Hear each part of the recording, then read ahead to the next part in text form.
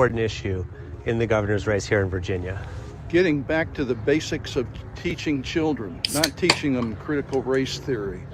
And what is critical race theory? Well, I'm not going to get into the specifics of it because I don't understand it that much, but it's something that I don't, what little bit that I know I don't care for. And what have you heard that you don't, well, that you I'm don't not, like? I'm not going to, you know, I don't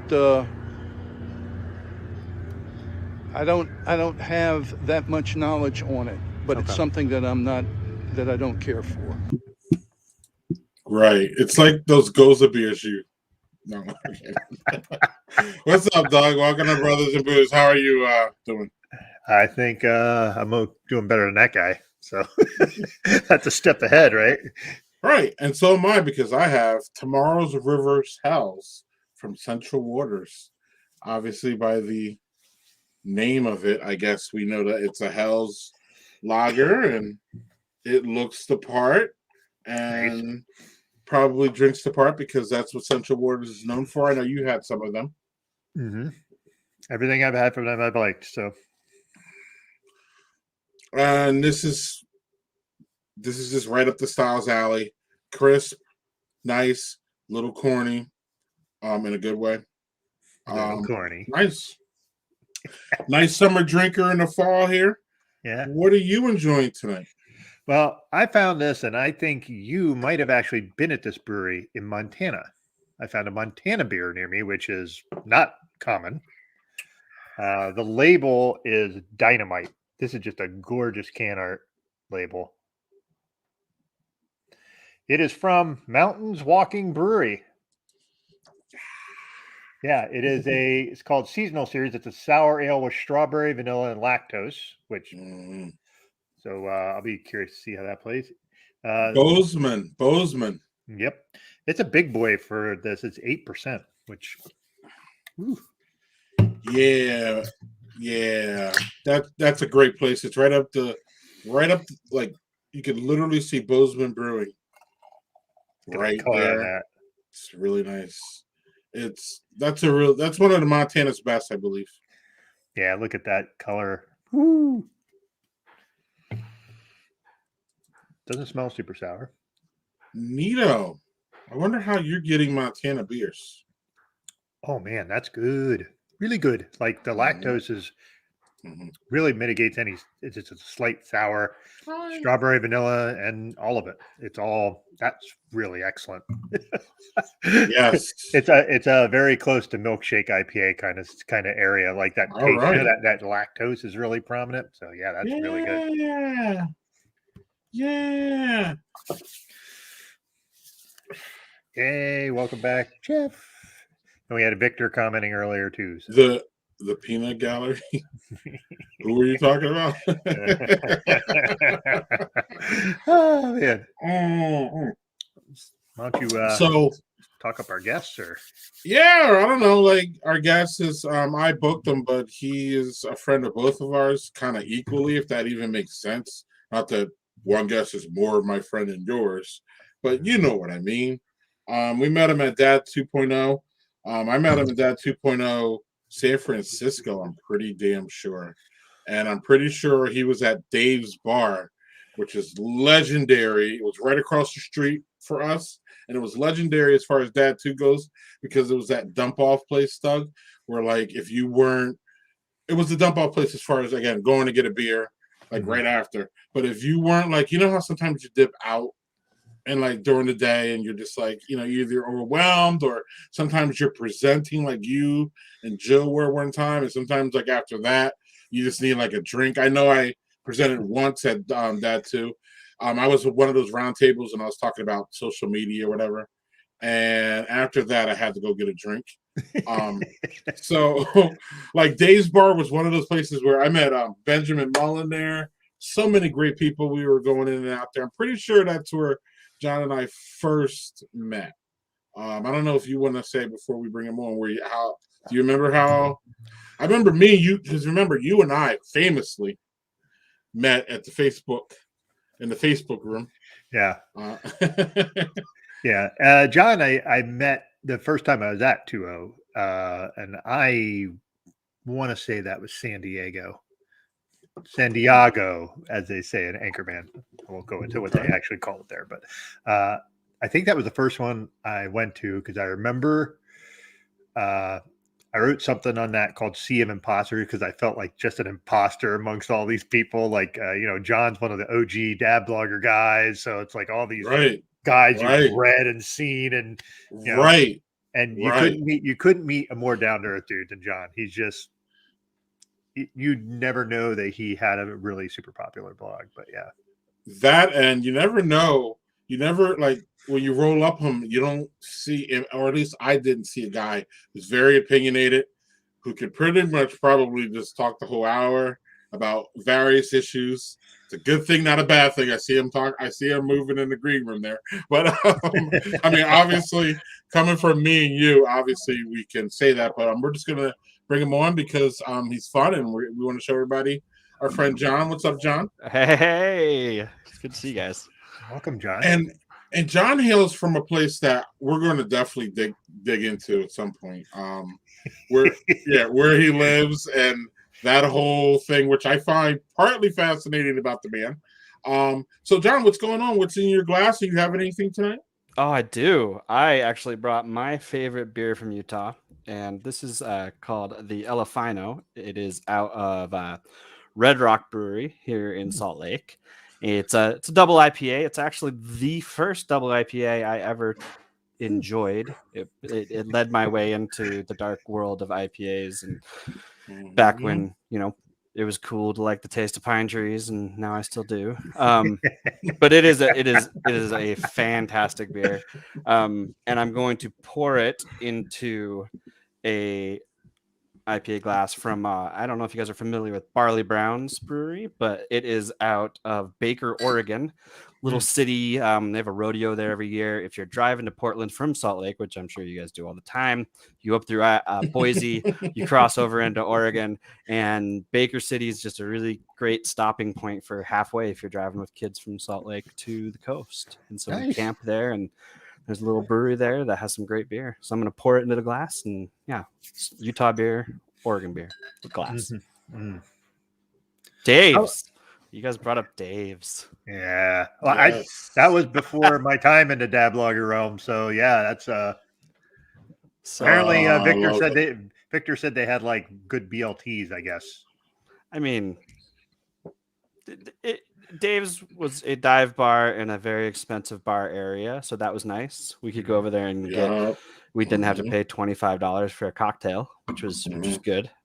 It was very crowded because everybody was there. I enjoyed it. I remember going the first night and enjoying it, and then feeling very claustrophobic. And funny, here's the story about Dave's. So we were in the hotel bar there in San Francisco. And someone's like, let's go to Dave's. And I think I might have had a couple that night. I'm like, I hate Dave's. And this guy at the bar came up and like got in my face. And he's like, you can't say that. You can't say that. And I'm like, what? And he's like, that's incredibly homophobic. And I'm like, what? He's like, you can't just yell that you hate gays. And I'm like, no. I hate Dave's, but if it's a gay Dave, I love him. I just don't like the bar Dave's. Hopefully Dave Lesser wasn't like standing near you when you yelled that. No, I think I made out with Dave Lesser just to prove I was okay. Right after that, we were good. Oh man, dad blogger deep cut there, throwing Dave Lesser into the crowd. Yes. So, how got any tasty notes on that, John? On Dave? No, on the beer you're drinking. The tasting. Oh yeah. Well, yeah, Dave's too. Let's go there. I got some tasting notes on Dave. Man, the walls are really sticky. I mean, it is a hop forward beer for sure, but it is crisp. It's nice and clear. We've tried to replicate it a few times in our home brewing. We try to deconstruct the recipe, and it's really good. Has some kind of a light fruity aftertaste. While we're here, John, And then Doug, you got to follow up. But while we're here, John, you mentioned that IPAs or double IPAs were something. It sounded like you let me get my word right. It sounded like something that you had to acquire because it sounded like you're like, this is one of the first IPAs I like. So it sounded like you had to go through a whole bunch of them or double IPAs to get to that. So just speak in general to how you came into craft beer and how IPAs affected all that, because IPAs affect everybody's way into craft beer, whether you like them or not, if that makes sense. So they have an effect on your palate, like whether you're like, fuck it, I hate IPAs, or I love them and they're my shit. So where were you and how did you find craft beer and all that? Yeah, it was followed a path similar to the path my life has followed. I think in Salt Lake, there's kind of a joke, right? So the University of Utah is up in Salt Lake. It's up in the foothills, right? When you're in college, you live downtown. You rent a house with like 7 other dudes, and you have a couch you picked up off the street, and that's your life. And you also you're in the economy of beer, right? Like we would buy beer in bulk, and so we drank only things that came in quantities of 30 or more. Natty Light, Bud Light, Coors Light, All the lights. all of the lights. If we were having a fancy night, we'd get like Rolling Rock or PBR, and Miller High Life? Oh yeah, I actually like MGD, to be honest. Okay. That's a Saturday afternoon beer, but and then so yeah, you live up in Salt Lake, and then as you get a little bit older, you move into Sugar House. Sugar House is kind of the hip area, the upcoming area of Salt Lake. You can afford to only have 3 roommates at that point, and then you move a little bit further south in Salt Lake, and then eventually most people who stay here all their lives end up down by me, which is kind of down by the canyons in the suburbs where the families are, right? So beer was the same way. Went from 30 packs to now we were near the hipper theater, so every once in a while I could have like I could have a different type of beer, different style, like I can't even think of the name of it right now. Anyway, and then I could finally afford liquor store beer. That's a thing we have in Salt Lake. We have grocery store beer and we have liquor store beer. What's so the you difference? get like well, the difference is 3.2 versus full strength. And most companies that will make a 3.2 beer are just widely distributed. It's InBev. It's all because you basically have to have an entirely separate brew process to create 3.2 beer. And so Milwaukee best. there you go, Carl. But so any beer you buy in the store in Salt Lake is 3.2. It's a little more now. I think they just passed it a few years ago. And if you wanted any type of microbrew or any type of different style of beer besides like an American lager or Corona, then you had to go to a liquor store, and you buy it by the bottle there. You still do. All of the bars in Salt Lake buy beer by the bottle. Like this bottle of beer was $4. So you don't have like 6 packs? I mean, you can buy a 6-pack, but they still ring up every single bottle. They sell it by the quantity. Anyway, so yeah, I grew up drinking just like, American lagers, Corona on a fancy night. And then we went to the Great American Beer Festival in Denver. And that was my first introduction to different styles of beers. And I remember the first time I tried an IPA, I was like, I think I spit it on the floor. I was like, what is this? When did we start grinding up pine cones and putting them in water and calling it something good? And I approached Great American Beer Festival the way most people do their first time, and powered through like half the country worth of beer, and then powered it out of me incredibly quickly on 16th Street, and then went home. And then I got a new strat. We started going back to Great American Beer Festival every year, right? And we would go back, and someone told me, what you do is you pick a style every year you go. Don't drink everything. Go and drink hefts. Go and drink pale ales. Go and do a whole ghost year. Like when ghosts were really big, and so that's what I did. And I it took me a while to come back. I was like, I'll do any style there is, but I'm not doing an IPA. I don't want to go back to an IPA. That was disgusting. And then we were at I had a client in 5 years ago, and we went to Red Rock, and he ordered beer for us, and he got this one. I tasted it again. It was like night and day. I don't know if it was just because it tastes similar. I think my palate had changed by then. I could taste beer better. And so, yeah, that's how we got there. Nice. So I kind of view that similar to like if you drink wine. Like when you start drinking wine, you drink cheap shit because it's what you can afford, and then you might move up and you drink like, rosés and whatever, all the like the easy stuff. And then eventually you get to where it's like, I like dry reds. That's like when you get into the hardcore wine stuff. I wonder if it seems somewhat similar to that, to me at least. I was going to say Mad Dog 3030, right? Is it?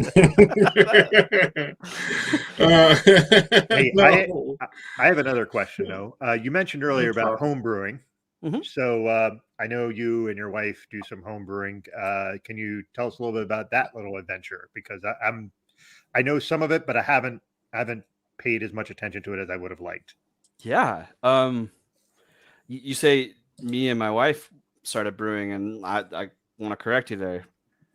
My wife is the brewer. Like I get to hang out when she brews, and she teaches me, but so we did what a lot of people did at the beginning of at the beginning of the pandemic, which was we decided to make sourdough bread. We're like, hey, why not?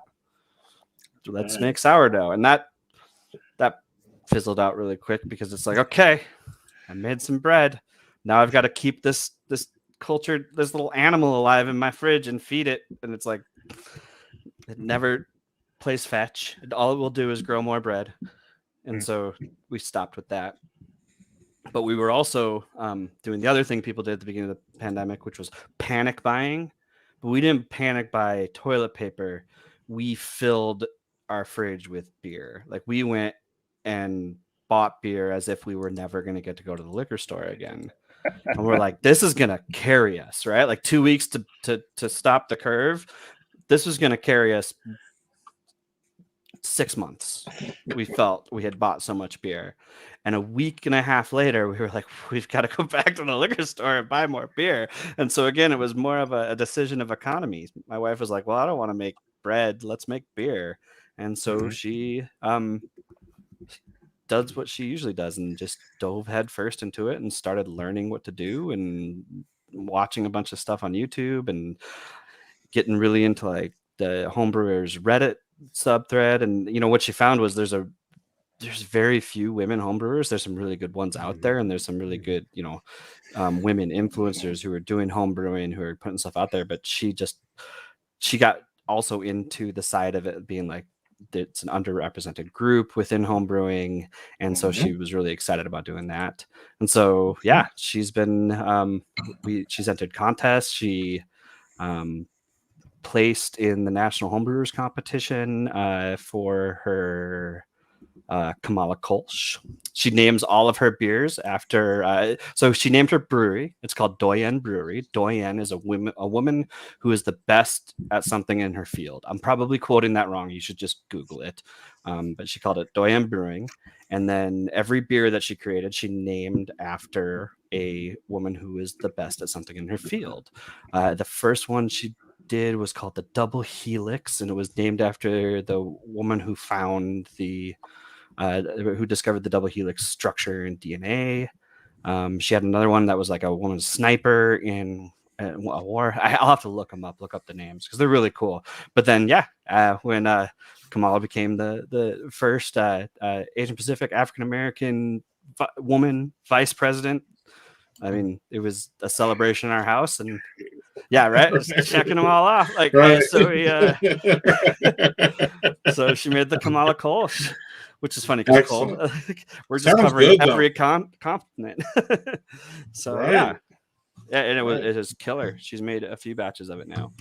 So we have brew days. I've built her like 3 websites that she has failed to publish anything on yet because she's really good at making the beer, not great at finishing the content.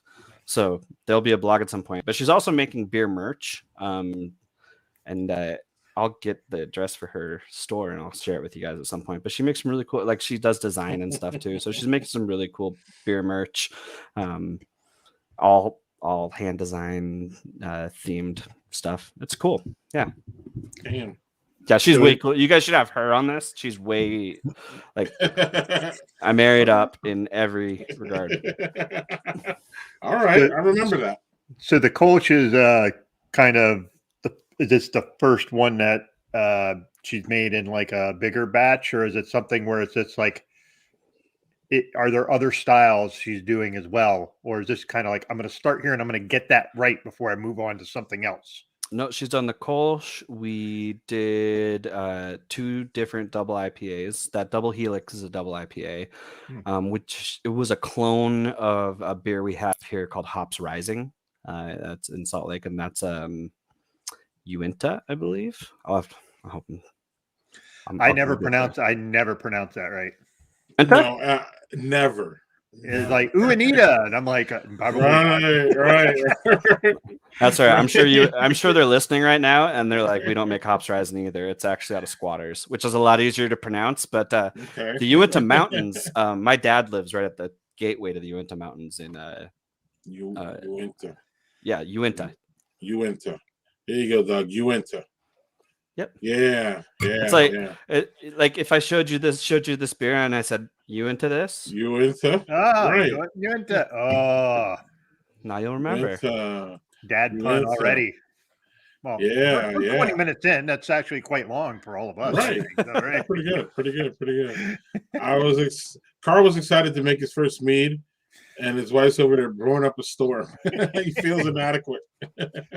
But you also hit on like the lack of representation in home brewers for women. I mean, that's prevalent even in regular breweries. So like, it's great that she's doing that. Yeah, I'm excited for it. And it's funny when we look at like lack of representation in groups. A lot of times that pressure gets put on like the women or anyone else, any other group to say, oh, well, you just need to engage and be the trailblazer. And and I think what we found is there's a lot of gatekeeping too within certain communities. The home brewing community has been really embracing of her, I think, but at times there's been some pushback, and I do think other communities are like that. The gaming community is one that is very much, a boys' club that girls are allowed to come to sometimes. And I think in any community that we belong to, where we are the predominant group, whether it be male or a race or anything like that, it's on that group to open up, change, embrace, and bring other people in, elevate voices, and have them be a part of making that culture and that group better, right? Like I think beer is better the more people are making beer, right? And any other group is better the more people who are in there caring about the subject matter, right? So yeah. And as you already know, women brew some damn good beer. Some of the best beers I've ever had have been female brewers or female-owned breweries, or all of that. Our favorites, Doug, Giant Jones, man. We scream and holler about them. They're fantastic. Obviously, John's got a keeper wife there. I'm worried less about her being a keeper wife. I'm just trying to keep her happy, so I'm a keeper husband. Right. You got to make sure she keeps your ass around. Right? Yeah. There you go. Yeah. So Doug, I don't know if you have our friend Mallory O'Meara's book real quick over there, if you can, to show John that. We're not sure if he's familiar with that, but I think his wife would love that if she's a reader. I'm not sure if the wife's a reader, but we recently had Mallory O'Meara on. Let me get you up here, Doug, really. And she wrote the only book that's out there about women and history and alcohol. And it's really, really good. And I bet your wife would enjoy that a lot, especially if she's a reader. And maybe you could just slip that under, especially if she's a reader. This might be a really good one for the stocking or under the tree.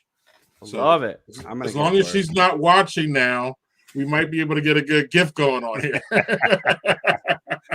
Yeah, that book is basically like the history of women and alcohol that was never really written because men wrote the history of it. So it's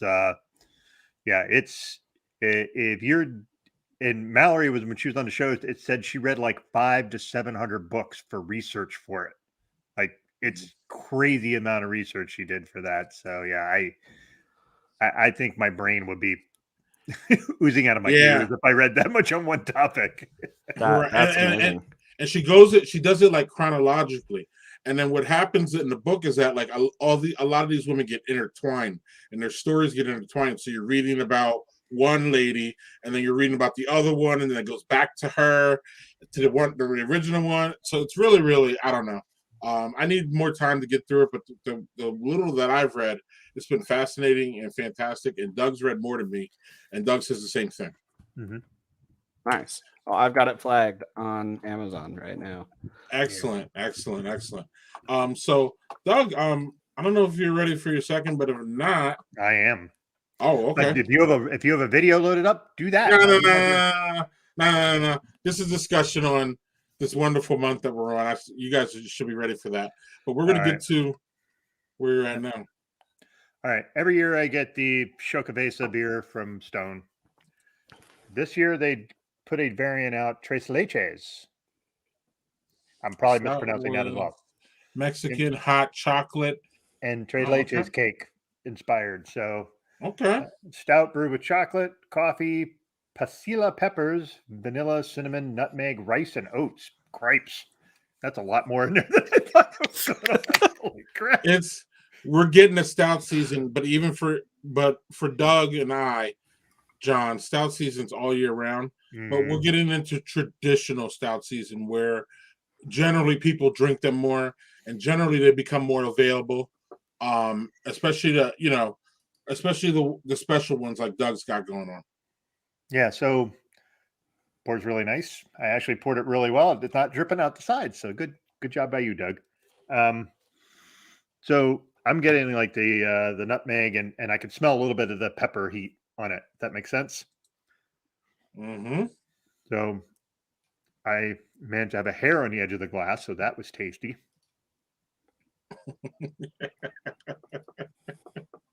At least the glass is clean. No, it's not.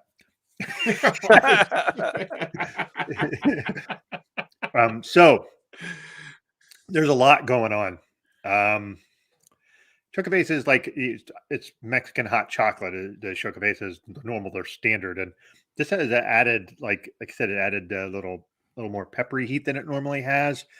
I don't get a lot of vanilla, some of the cinnamon, nutmeg, but yeah, it's like a very mild chili beer, and I am not a fan of chili beers because I get heartburn like from just simple stuff that I should get heartburn for.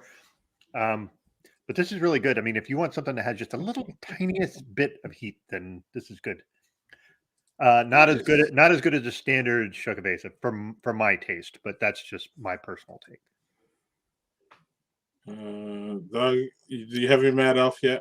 No, I have been scouring the store every time I go, hoping to see it, and I have not seen it yet.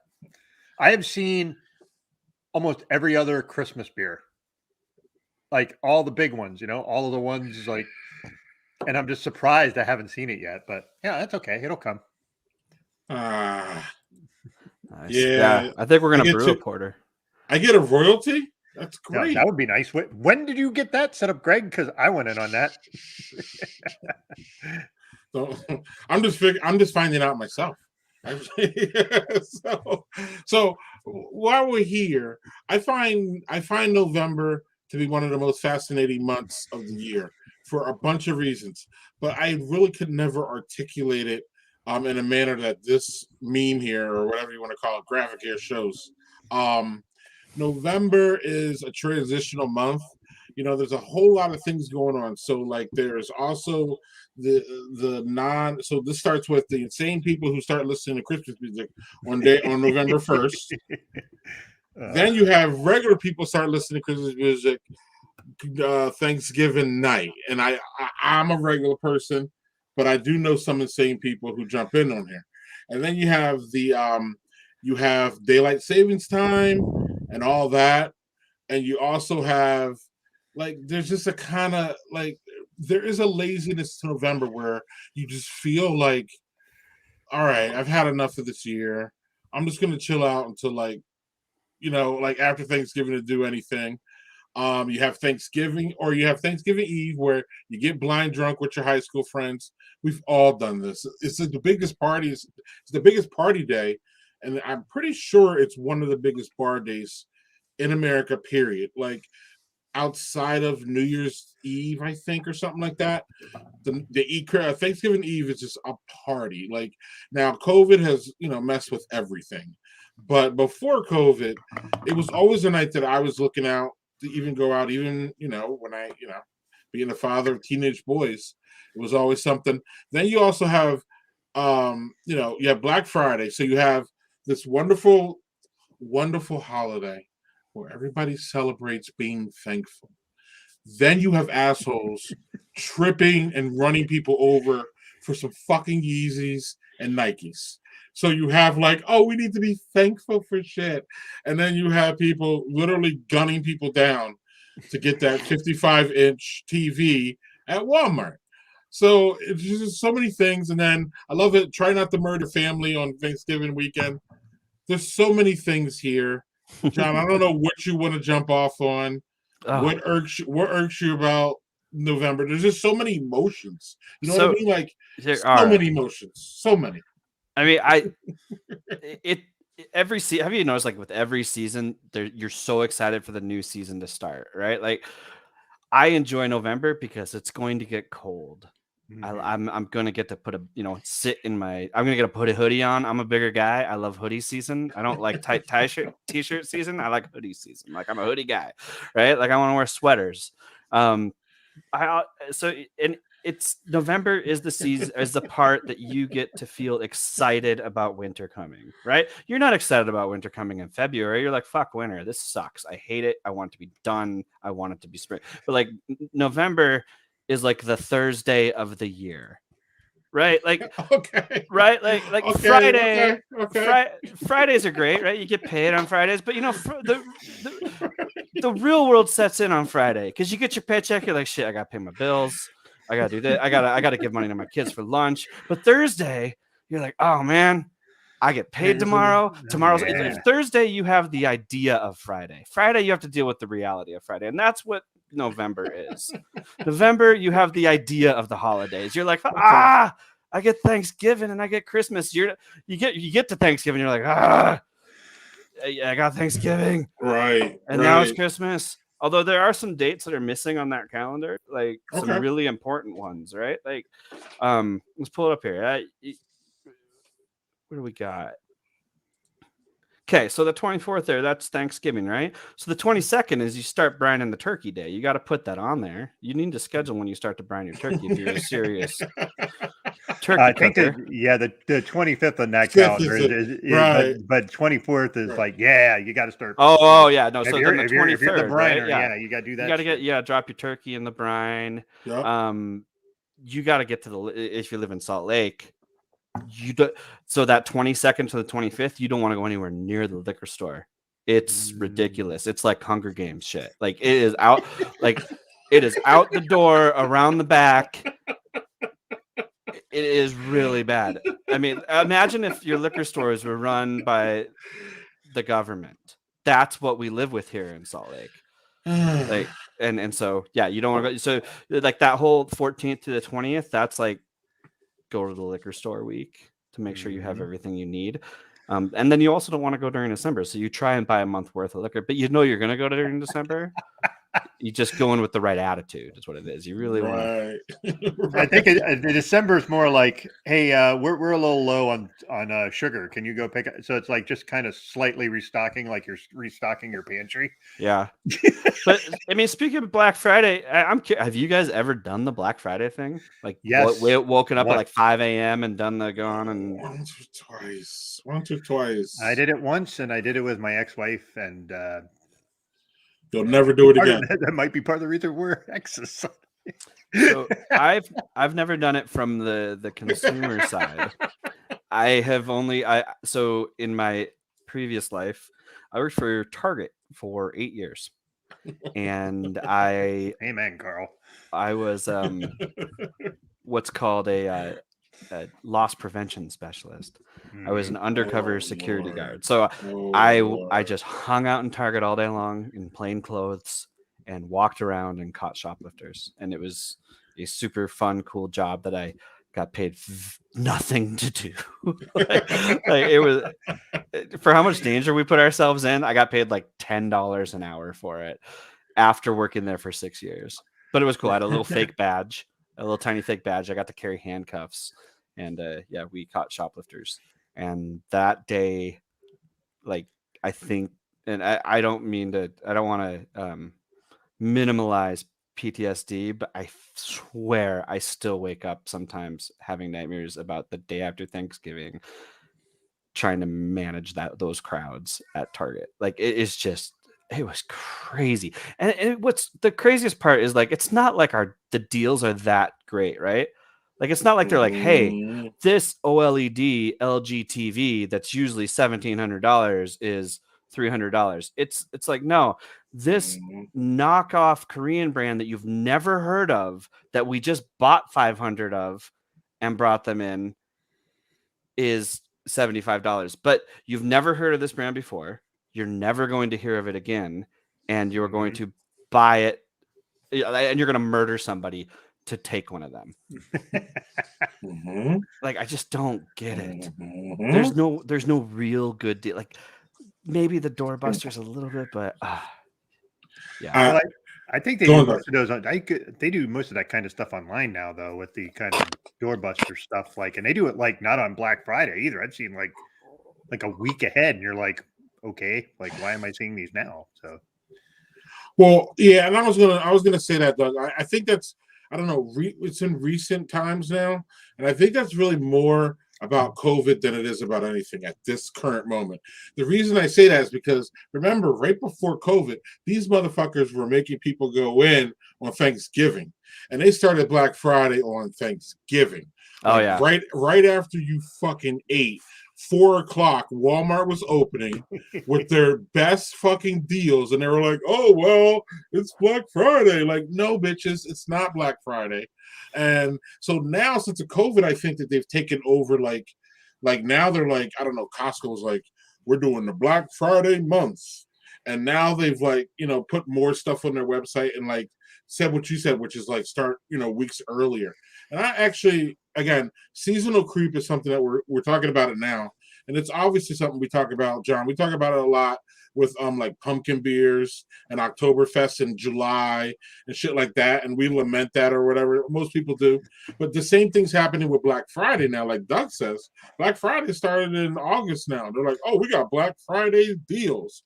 And basically the deal is what John just said, which is we got some old knockoffs. We got some new brand that you've never heard of, 55-inch. And if you get on our website, blah, blah, blah. So, Doug, I'm with you. But, Doug, I wanted to hear, did you have any extra things to add about, because I don't think you get to say your piece about November. John said his. Anything on this thing that you jump off, or anything about November that you love or hate? Because November, again, transitional month, whole lot of shit going on, and a whole lot of emotions. Like, again, Black Friday brings emotions, Thanksgiving with your anti-vax uncle. And the year before, it was your Trump-loving uncle. And the year before that, it was something else. And it was your Trump-loving uncle for 4 years. Right, or whatever, right. You know what I mean? It's but even before Trump, it was your Obama-hating or your Obama-loving or whatever you hated or something. There was always something going on in this whole month. What you got? I personally love in that particular thing where it says act like it's your first daylight saving times ever. Because every year it's like, God damn it, daylight. And I'm like, it happens literally every year. Like, it's coming. Like, yes, it's an hour shift. And you know what? The people I feel bad for are the folks that have little kids. Like little kids, because that throws your, like, little kids, it's all about routine. You get them in a routine, do this, and then all of a sudden it's disrupted by an hour, which sounds like nothing, except when they're little kids. I feel like that's a tough bridge to cross sometimes. I mean, John, your kids they're not little anymore, but I mean, they're also, not teens like Greg and I's are. Did you notice that with the daylight saving stuff? Not so much. I mean, they can. It's harder in the mornings because it's dark in the morning, right? Like, and so we try to wake them up, and they're like, "No, this is It's unnatural." still dark. But but it all comes around. Like, I feel like we got the benefit of it when they were babies, or even like little toddler, up until the point they could tell time and read clocks, because we've just like let nature tell us when the kids were going to bed. So we'd love daylight savings when it'd be like getting dark at 6 o'clock. We're like, "Oh, sorry, kiddo, it's bedtime. It's 5:30. Go to bed. It's the sun. The sun went down."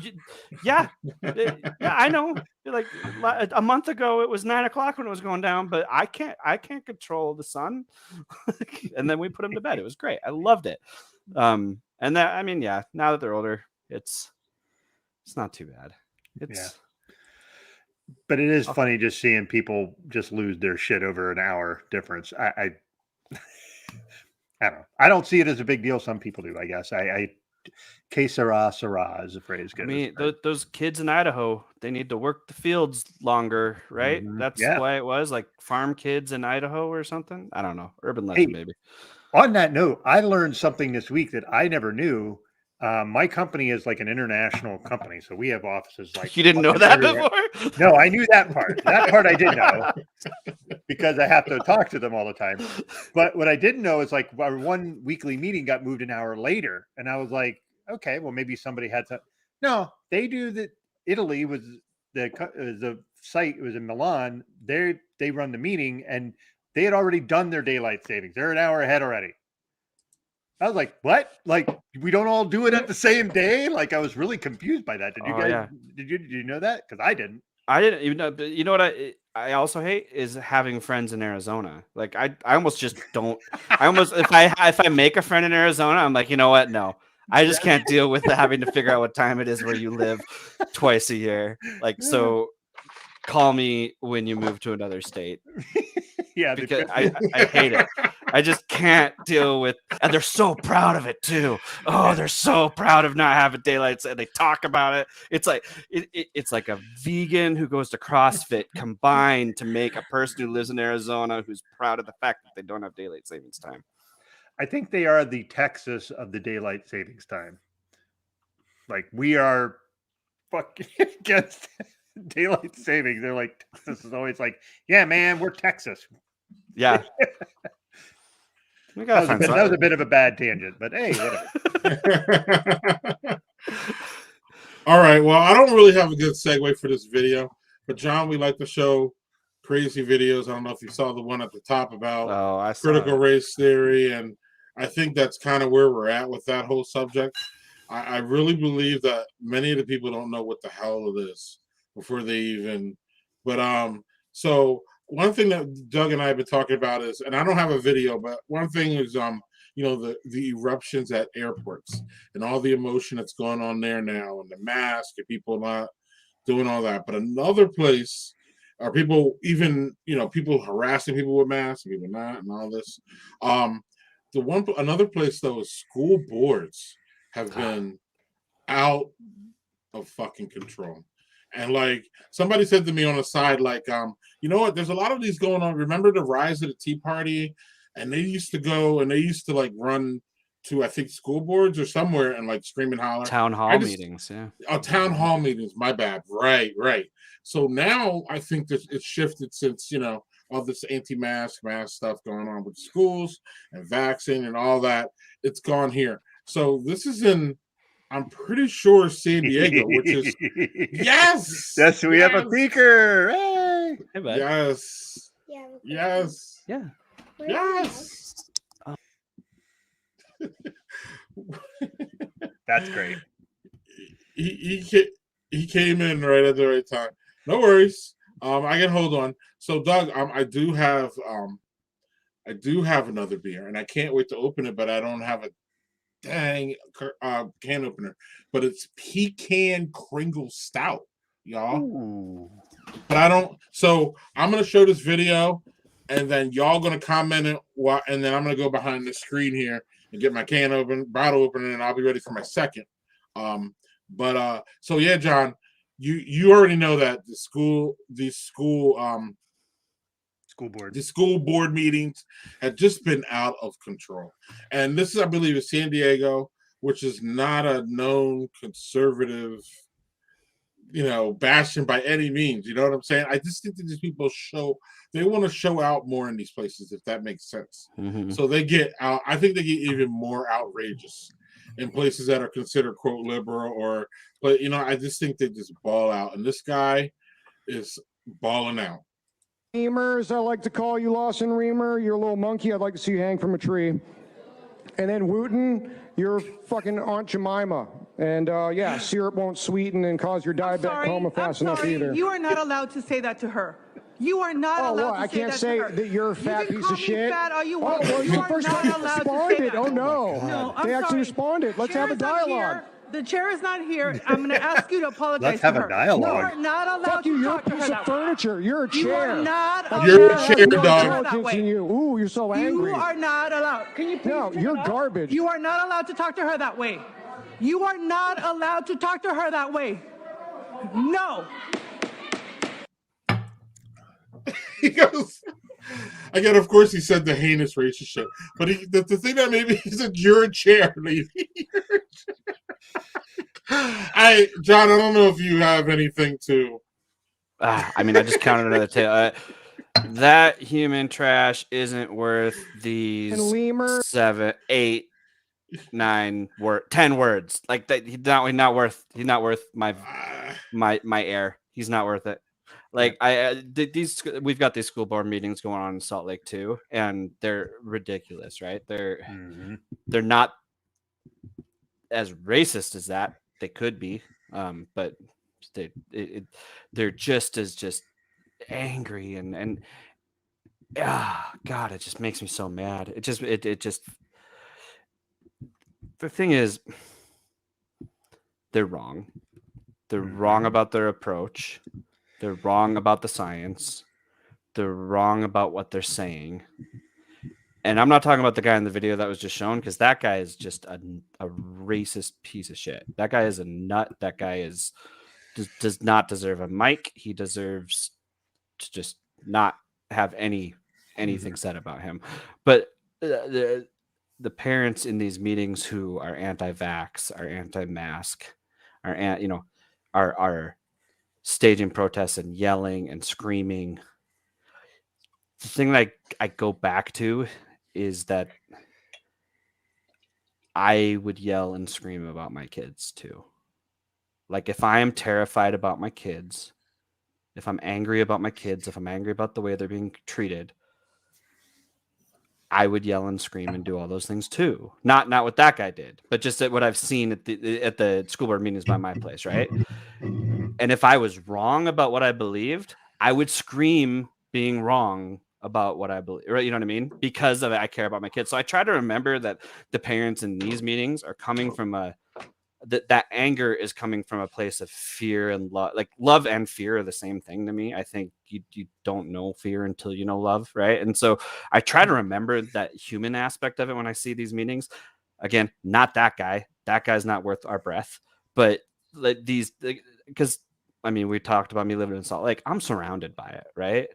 My kids go to a school with a lady who's their, PTA president, who is anti-mask, anti-vax, staging rallies at and I have to go and I have to stand next to this lady and watch my kids sing Halloween songs, right?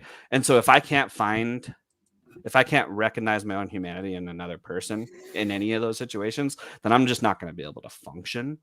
So, but at the same time, she's wrong.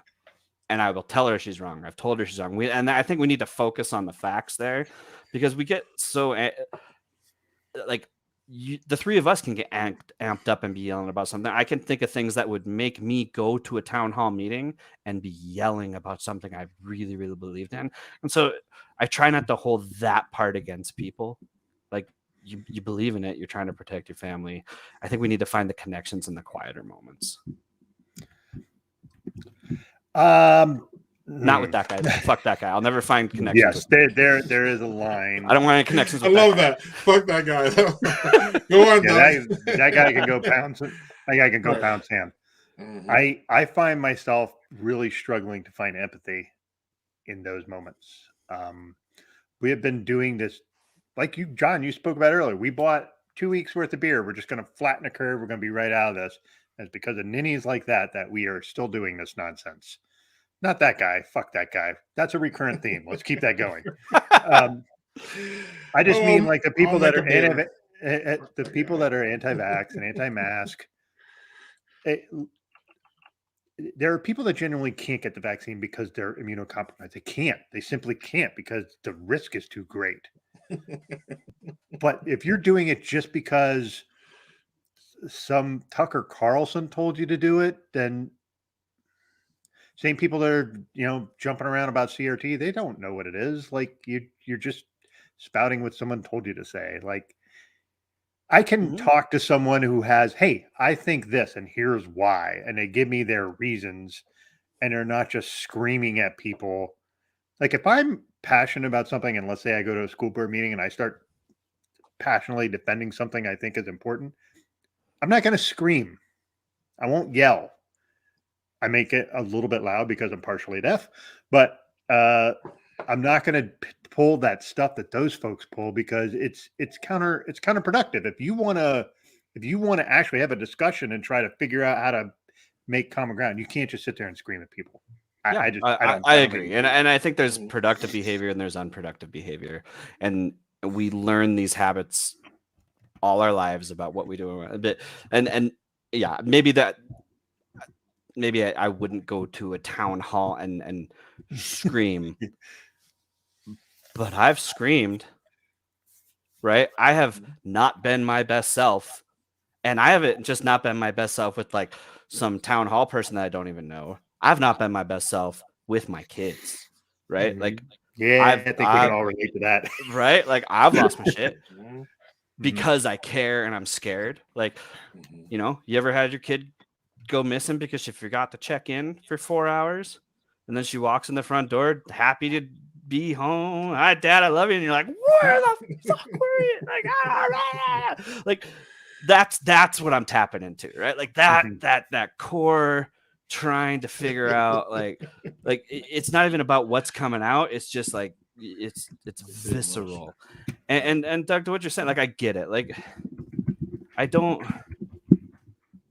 not trying to humanize everybody and reduce the wrongness of their opinions, right? Like it's more self-care for me. It's like, how much is my anger worth? How much is it helping? What is it doing to my psyche? What is it doing to my family? How does it make me a better person? Or, and then also like, how does it make me perceived in the world? Right? Like if I let all the things that make me angry, righteously angry, like I feel like I am right about this, or I am aggrieved, or I am put aside. Like my kids go to, there's no masks allowed. No mask mandates allowed in Utah. Right? And so it's spreading like crazy in our schools, and my kids are in school. So I'm terrified of it, right? Their vaccine appointments Monday, by the way. But so they're going every day. And these anti-vax parents are like, well, you just, if you want your kids to wear masks, just tell them to wear masks. I'm like, it doesn't fucking work like that. Yeah. It doesn't work. And not only does it not work like that, if they just want a mask, it's I can't make my kids do anything. You think I can like hand them a mask and send them to school and be like, hey, none of your friends are going to wear these. You're going to get made fun of if you wear it.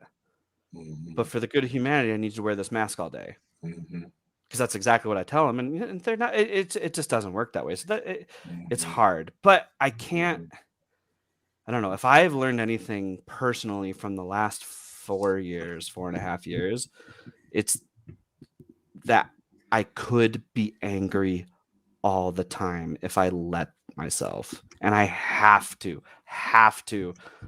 find ways to not be. And it can't just be like, let me not be angry.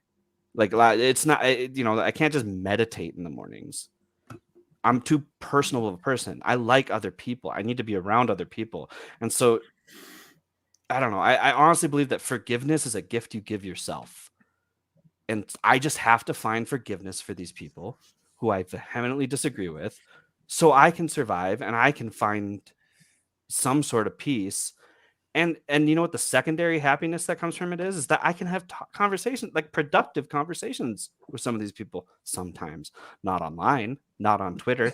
Don't go look at my Twitter account because it doesn't represent anything that I'm saying right now because my snark demon lives on Twitter. Oh, yeah, it does. Yeah, it does.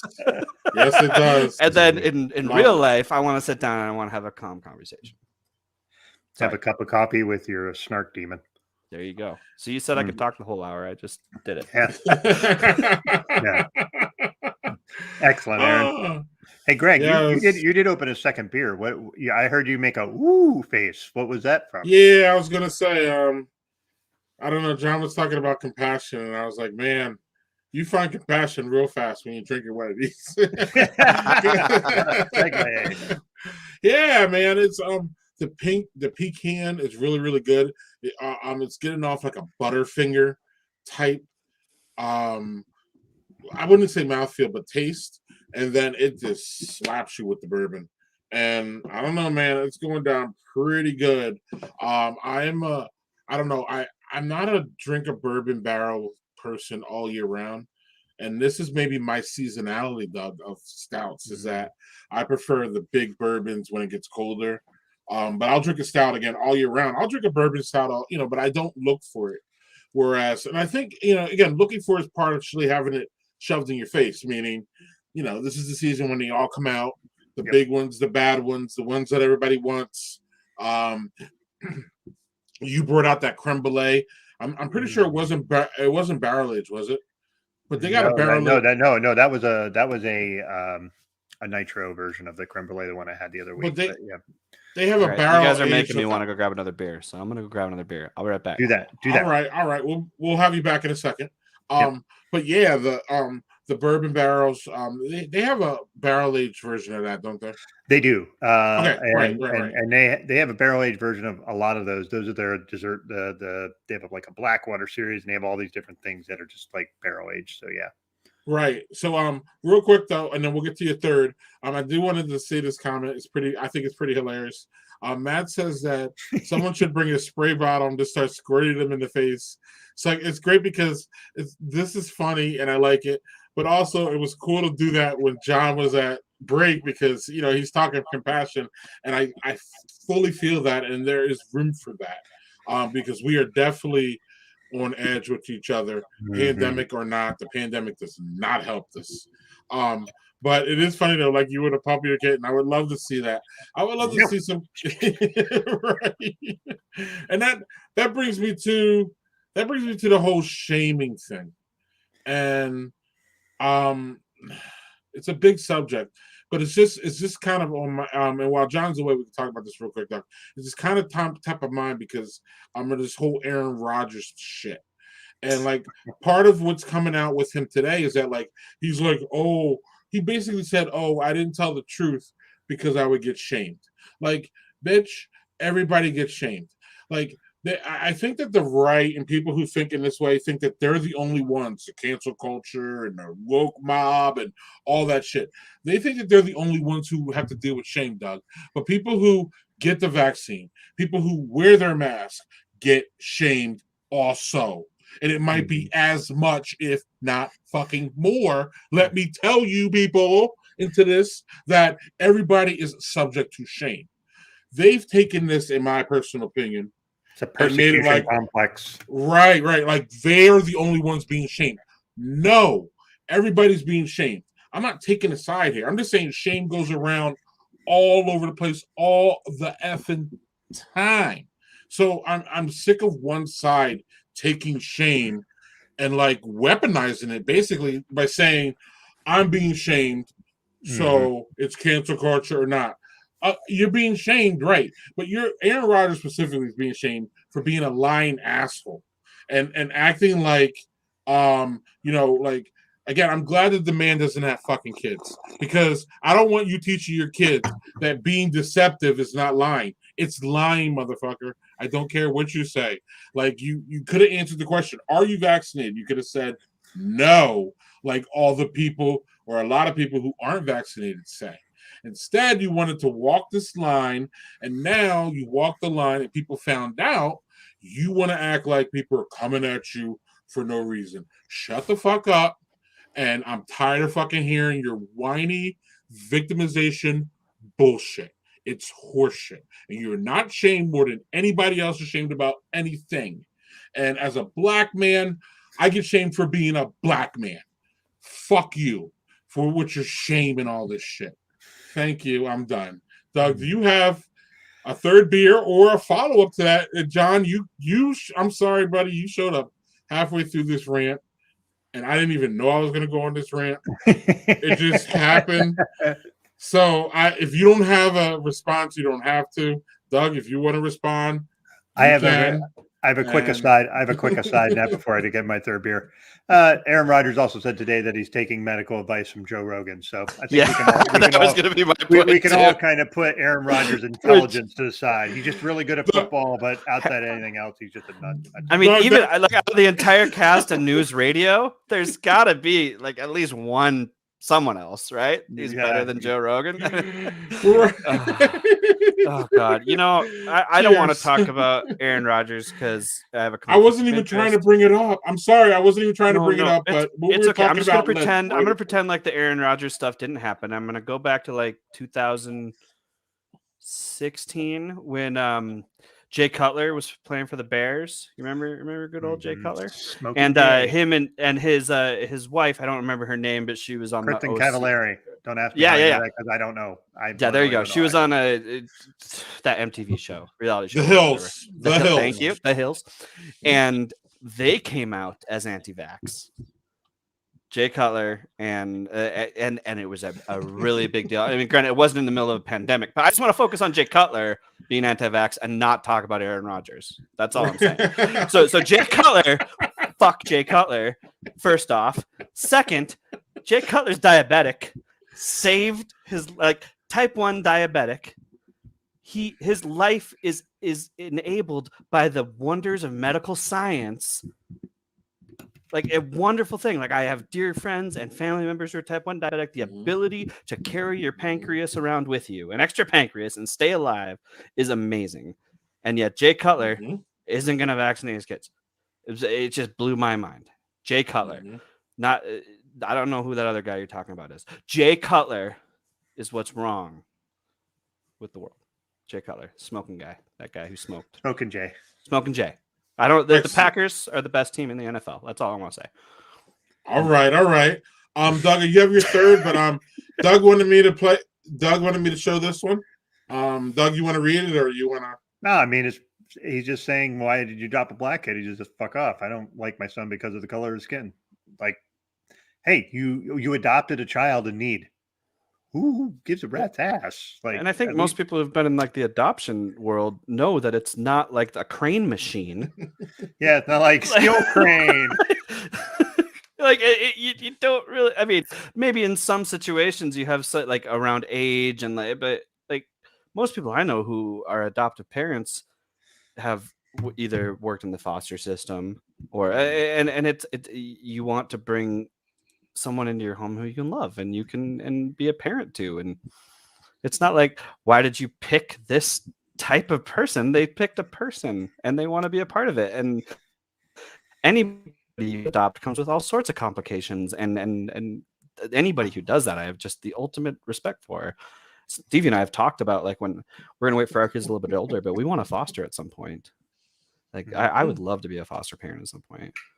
Yeah, that is that's super admirable. And I will say that I don't know that I have the temperament for that. And I feel like a terrible person saying that, but I just know that is maybe not something that I think I'm capable of it. I just don't know that I would be able to provide what those kids might need, if that makes sense.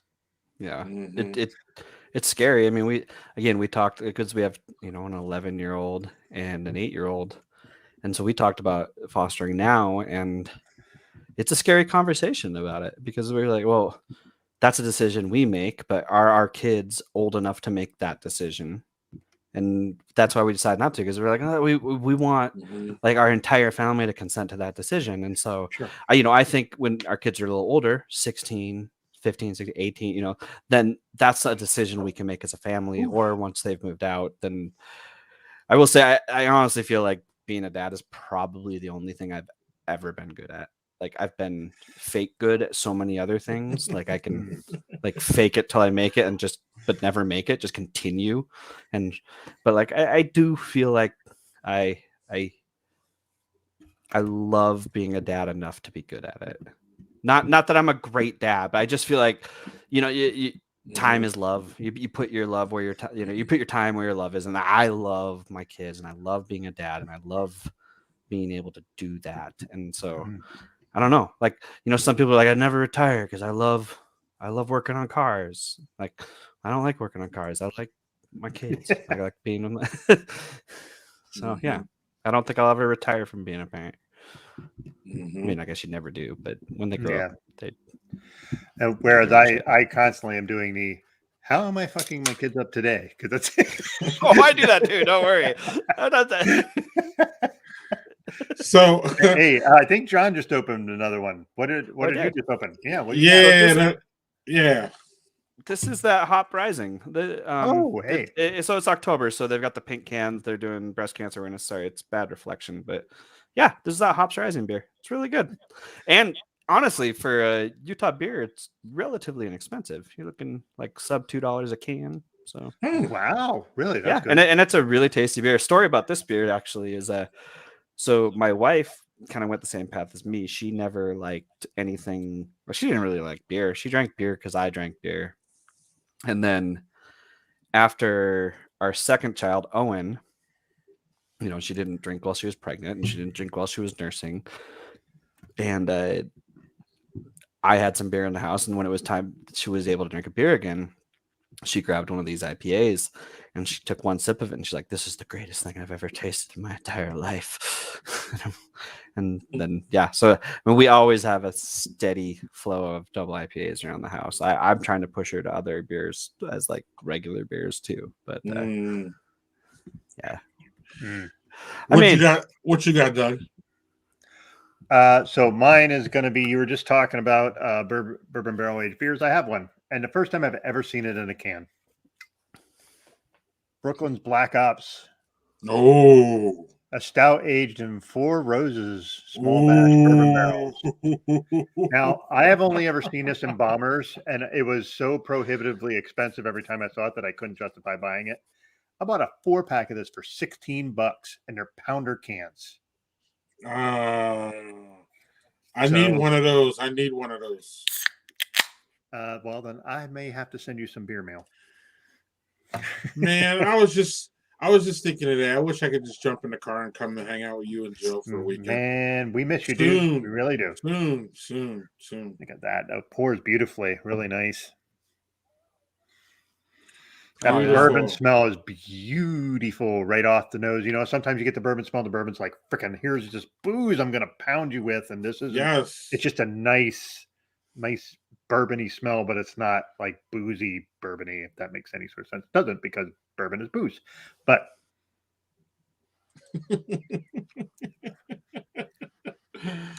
oh, that is lovely. What's weird though, the stout isn't as not as flavorful as I was expecting, but the bourbon notes are really good mix with it. The problem is it's very drinkable, not like you get a bourbon barrel aged beer and usually you're like, okay, I'm going to nurse this thing because it's freaking high ABV. This it's way too smooth.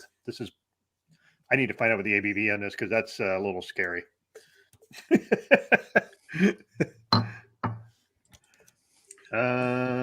it doesn't even say in here. Oh, wait. 12.4. Yeah. Oh. Yeah. I got 12. Look, man, I got 12.3 here. So there we go. Go. I'm just saying that doesn't drink anything like a beer that heavy at all. That drinks more 6 or 7%. Wow, that's crazy. This drinks like 12. Anyway. This one does. All right. So before we're going to get to, John has some really fun and interesting TV things that we need to get to. But so before that though, Manny needs a Black Friday for cereal. He does. That guy, right? And then he's like, "Well, maybe they should trade your kid. Maybe they should let you trade your kid in on Black Friday. But for what though? For cereal, Manny? Is that what? My bad. That's the black market." That's Man, trafficking. That's not a joke. I'm going to tell you something. No, John. After your second child, Manny is the craziest freaking guy we have to consider. Okay, so he's awesome. So I think that he's talking about cereal because then after the second child you go to hard liquor. I think, or something. Doug, you're gonna get naked in the post production after this one? Well, no, not in the post production, but after the camera's off, I'll get naked because I'm going to bed after that. That was too much. Doug sleeps naked. Yes, I do. I saw TikTok about how that's bad because you get poop particles on your sheets. Yeah, I'm in that part of TikTok. That's the TikTok corner I'm in. What part of TikTok is that clean talk? I don't know. No, you know what's funny about TikTok? I don't know if you guys know this, but there's this thing called TikTok, and we know. Doug knows. Believe me, Doug knows. I'm a little TikTok famous. No, I'm just kidding. I've had a couple winners, but it's funny because my wife, we don't believe in shared social, like the shared Facebook pages and stuff. We always think of those as like a sign of impending divorce or infidelity. It's one of those two. Right. Like you don't get to have your own Facebook, but we did decide to just do a joint TikTok account because we're like making our own like TikToks with the dogs and our kids and our funny things. And we're like, let's have our own TikTok account.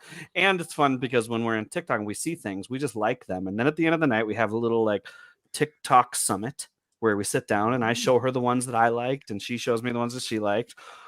But it's created a very funny algorithm for us. Zach. Yeah, you do. Go on, John. Sorry about that drop there. I had to put that up there. It has created a very funny algorithm for us because one, we both have ADHD. We're both diagnosed, have been forever. So like we're very heavy into ADHD TikTok. Second, we are very much in bisexual TikTok because we have my wife and I both on the same account liking different things. So it doesn't know what to do with us. So it's just like, we're going to put you on bisexual TikTok. And you know what? I'm into it. It's great. I love it. Like, I think. Go ahead. Sorry, I didn't mean to. No, the other thing about it, have you guys, so TikTok is, and maybe this is just, I think it's convincing everybody to have ADHD. It's convincing everybody they're queer, which is great. Everyone should be. It's a spectrum. But I think like a lot of people, and so, but I was telling Stevie, I was like, TikTok is, if there's any country that's really good at like asking for additional productivity and less kids, China. Like that's what, like, and it's a Chinese company. Like that's what they're going for. I'm sorry, that was horrible. That's conspiracy theory TikTok. So that's QAnon adjacent, John. So be really careful where you stroll there. No, you know what? TikTok is like one of the single sources of joy in my life right now, and I don't care who made it. Like, I'm all for it. I'll become a Chinese national for TikTok. I love TikTok. You are right. So much fun. Did you guys understand Zach's reference? Because there's somebody, and I posted this on Facebook, where somebody was digging up something in their garden. They hit something huge and they dug it up, and it was this fucking ginormous potato. And they named it Doug. They named the goddamn potato Doug. Why did they name it Doug? Like, my name is always in the dumbest shit. Yes. That's JFK Jr. on a grassy knoll 2021 TikTok. Right. And the headline referred to as ugly. Ugly potato. Hey, I cannot disagree. Well, we got to get to this before we don't.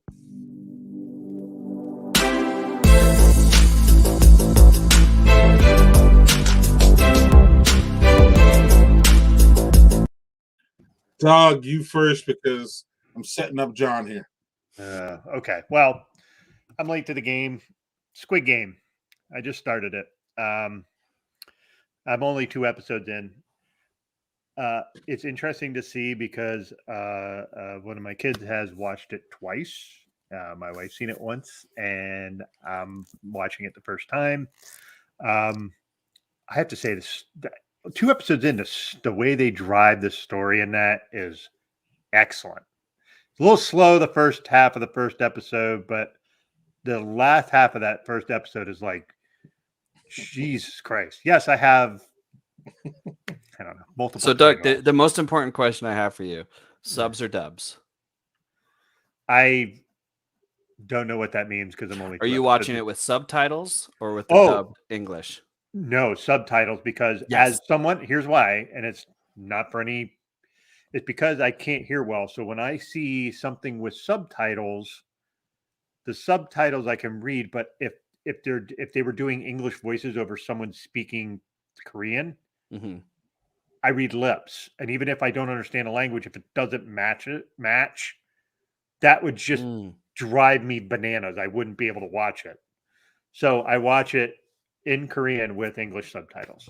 Gotcha. Yeah. So I'm an anime fan myself, and I've always been pro dub. I like dubs. I like the cheese. I like to hear like the American take on the, like, because it's always been fun for me, right? But we started watching Squid Games, and my wife didn't like the dub version, and she's like, let's watch it with the subs. I'm like, no, let's not do this. And we switched an episode into subtitles, and it was amazing. I loved watching it with the subtitles. I thought the Korean actors were fantastic, and I thought their voices added so much to it. And the other thing, you know what I realized, and this is such like a new modern problem that I had never even thought of before, but having to read the subtitles kept me off my phone, because I was so into the show that if I looked at my phone, I would miss it. I couldn't like listen to it in the background. And I paid so much more attention to that show, than I probably paid to any show in the last few years. And so I think I got that much more out of it, not just because of the subtitles, but because I found a way for it to keep my attention. And it also just made me realize how much my attention is in 15 different places. Like, this was the first show that I really was able to engage with in a really cool way in a long time. Yeah. Greg, just real quick, and then you. I was watching an episode tonight with my wife and my kid, and I got a text, and I went to look at my phone, and I got chastised for looking at my phone, which is pretty ironic. But I'm not going to finish that sentence because we all know why that's ironic. And I would say Squid Games is Netflix, right? I just want to make sure everybody knows where we're talking about and where people can find it. Awesome. So, Doug, you're kind of, I don't know, Squid Games just came out recently, but you did reference it. You are kind of late. I'm going to be vastly late on Squid Games. I'm not going to get to it soon, but you are kind of late because, again, it came out, I guess, recently. But now it's like, when did you binge it? And now you're late, and it's a different thing. But speaking of binging, though, John, I got to get to your take on. So you had Squid Games as one of your, one of the pre-production things that we do.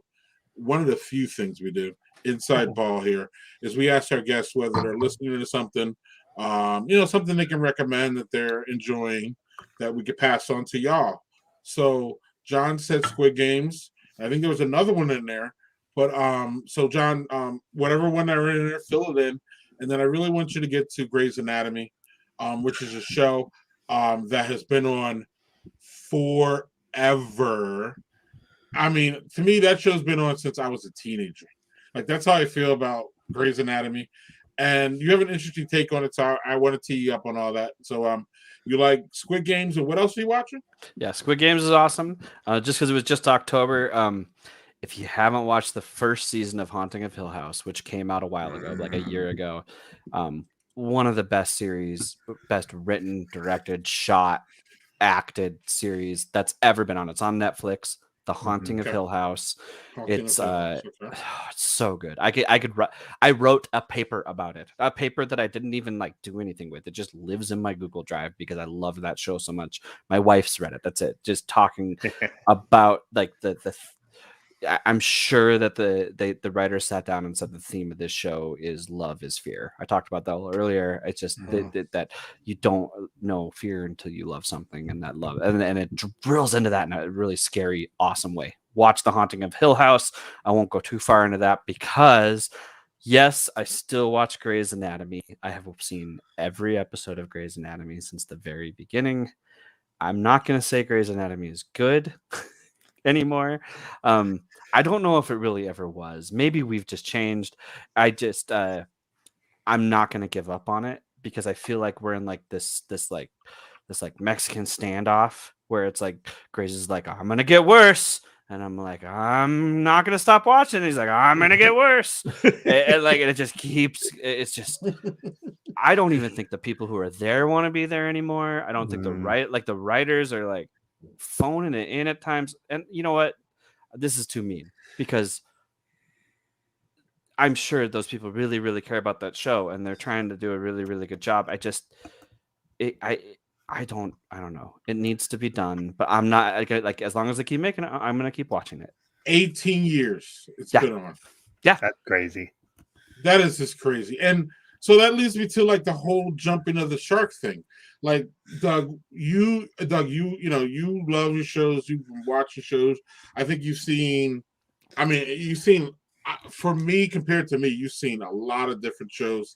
So you understand that whole, like when it's time to cut off shows, and we've talked about GOT here, not extensively, but we talked about it a lot. And Doug just didn't like the way the show ended. But I don't think, and I'll let you talk, Doug. I don't think you argued about when it ended. You just didn't like how they all wrapped it up. And so sometimes it's about like, I just got done watching Breaking Bad, John, and great, wonderful, fantastic, one of the best ones I've ever seen. But what I liked about it, looking back at it now, is that it really started for me to almost get a little hokey there. Season 4, like it started to become a little bit unbelievable. Some of the shit that was going on, and then I don't know, something happened to season 4 where it just flipped and it just went back to being totally believable. But there was that little point there where I was like, come on, guys, like, nah, I can't believe this. You know what I mean? And there's certain elements of that show that is definitely like, it's a little hokey, but you're already in there. And it was only 5 seasons, I believe, and then there was a movie. Mm-hmm. So, like, in my opinion, they wrapped that up really nice. One of my other favorite ones is The Sopranos. 6 seasons. Again, they did everything they could with all those characters. They developed them all out, and it was over. So there's that element of like, when do you end, a series, and when does it like stop? And then we have, Jumping the Shark is that old reference from Happy Days where, was it Fonzie? Jumped the shark? Right. And then that's after that, it completely went downhill. And people were like, dude, just end this shit. Like, I don't think that, in the time of day. So like, people in the comments, you guys can comment too. It's just real weird. It's a nuance on how and when a series should end. And even as a fan of a series, you almost don't want it to end. But at the same time, you'd rather have it end than have like 17 hokey seasons like Grey's Anatomy has. And you're almost, it becomes a parody of itself. I don't know who wants to jump on what I just said, but like there's this nuance there with the writers and like when it's to end. And no one wants their series to end. But at the same time, it needs to be put out the pasture at some point. Yeah, I mean, you took the words directly out of my head. It was like when the show jumps the shark, it's becoming it's a parody of itself, right? Like the Fonz stopped being the Fonz, and he was a representation of the Fonz, right? Like he was like, oh well, what would the Fonz like? I don't think Grey's has done that, because I think Grey's kind of just started jumping the shark. Like that was like its whole thing, right? Grey's was like, oh, it was the case of the week, and the case of the week was a metaphor for what the doctors were dealing with in their personal lives. Like, it was Buffy, right? The monster of the week was the metaphor for what high school kids have to go through. And that's what Grey's was. But, Grey's was kind of cheeky about it, because like the metaphor was like a guy who shoved a bunch of doll heads up his butt. Right. And like and then you see him and then we joke about that. Or a guy who's got like a bomb lodged in his stomach and I think they did some really creative things with that formula over time, right? I think they explored, racism in medicine. They explored, Sexism in medicine. Sexism in medicine. They explored, they had some of the first like real open transgender gay people on television, and they still do. Like, they deserve credit for this, right? They deserve credit for their writers' room. They deserve credit for the people on the show. But it feels to me, and I'm happy to be wrong about this, but it feels to me that everybody's tired. They've gone like they've just been running so hard at it, and they're in the fucking hospital. It's tired in there, and they really want it to mean something so bad, but they're so tired that they're like, oh fuck, we can't do this metaphor thing anymore. That just takes a while. You know what? Let's just write 3 minutes of dialogue unpacking this issue while we're doing surgery on someone. And I'm like, no, come on, we gotta like unpack it in a way where like this is not the conversation that we'd be having while doing like a triple bypass. Not that I'm looking for realism in Grey's Anatomy. I'm looking for the characters to feel like, and I don't know. It's personal preference. I'm still gonna keep watching it. I like the show. I like everybody in it. I love. Is there any talk of it ending though? Is there? Because you know how sometimes you hear them say, "Oh, we're gonna wrap this up soon," or they're talking about. I think there's talk in their eyes. Like if you look deep into their eyes, they all want to be done with it, right?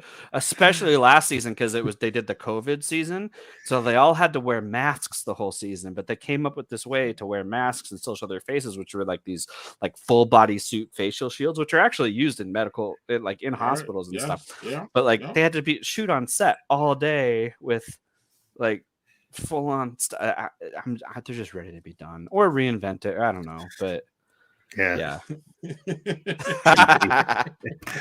Well played, Aaron. Doug, you have a comment on Jumping the Shark, and you know when does the show end? You got one here coming up, Doug. Expanse is ending soon. Did they do? I mean, did they? That's an example. Did they do that right? Where are you at with all this? Well, I'm going to say, having not the new season of Expanse comes out in December. They're 5 seasons in, and this is the 6th season. It's supposed to be the final season. I think that's kind of the formula, right? Like now, shows are just like, man, if we get 5-6 seasons, that's great. Like that's. Otherwise, you run into what you get in with Grey's Anatomy or The Walking Dead is another one. Like who's watching that? Who the fuck is it? Is it people like John that are like, you know what? I've been in since the beginning. I just gotta see it. I even gave up on Walking Dead, and I was a homer. I've read the entire comic series from beginning to end. Like I bought the month like the I didn't just buy the trades. Like I read the compendium to start, which got me through like the first 4. And then I have my comic shop, and it was in my monthlies, and I have a whole shelf of Walking Dead, and even Kirkman was just like he just ended, and I got it. He felt tired too. He's like, oh my gosh, these guys have been through enough. I'm gonna quit telling their story, and I get that. I mean, I've heard Walking Dead is still good sometimes, and it has those moments. But yeah, I'm done with that one. I'll go back and finish at some point. But like Game of Thrones, did it? I felt like it ended early. I felt like they should have gone 2 more seasons instead of squishing everything into a final season. Right? Wrong? No, I just all right. So in my house, everybody's a big fan of Glenn, and I'm not gonna be a spoiler one because if you haven't seen it at this point, fuck you. You can deal with the spoiler. Glenn got killed by Negan was the new character, and it just kind of felt like the Negan. Did you know it was coming? Yeah, I thought it was going to come sooner.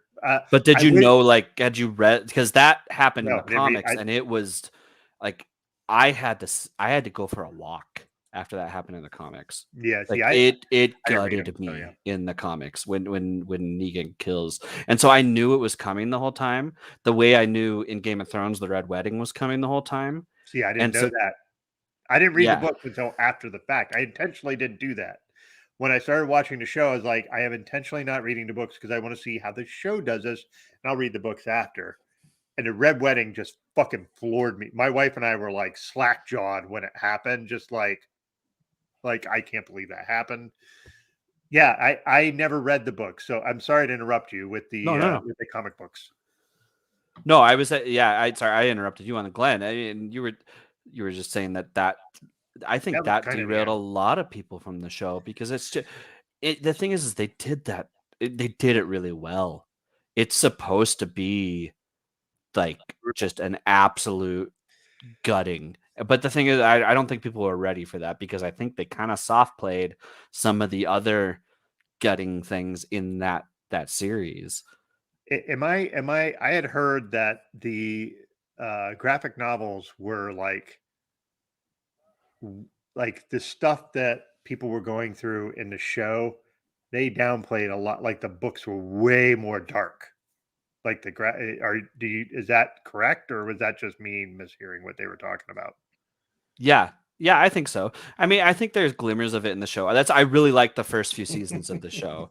Like when are we okay to spoil a show from 8 years ago? Like Yeah. when Herschel dies in the show, like I Mhm. thought they did a good job with that. Like in the comic book, that happens, and he misses with the sword because that guy's a dumbass and he can't do that. And but the governor character from Walking Dead, oh, he's way worse than the book. Yeah. Like way worse, and you're ready for him to die in a much more rewarding way. Much more But gruesome way. I'm a big comic book. I like lots of comics.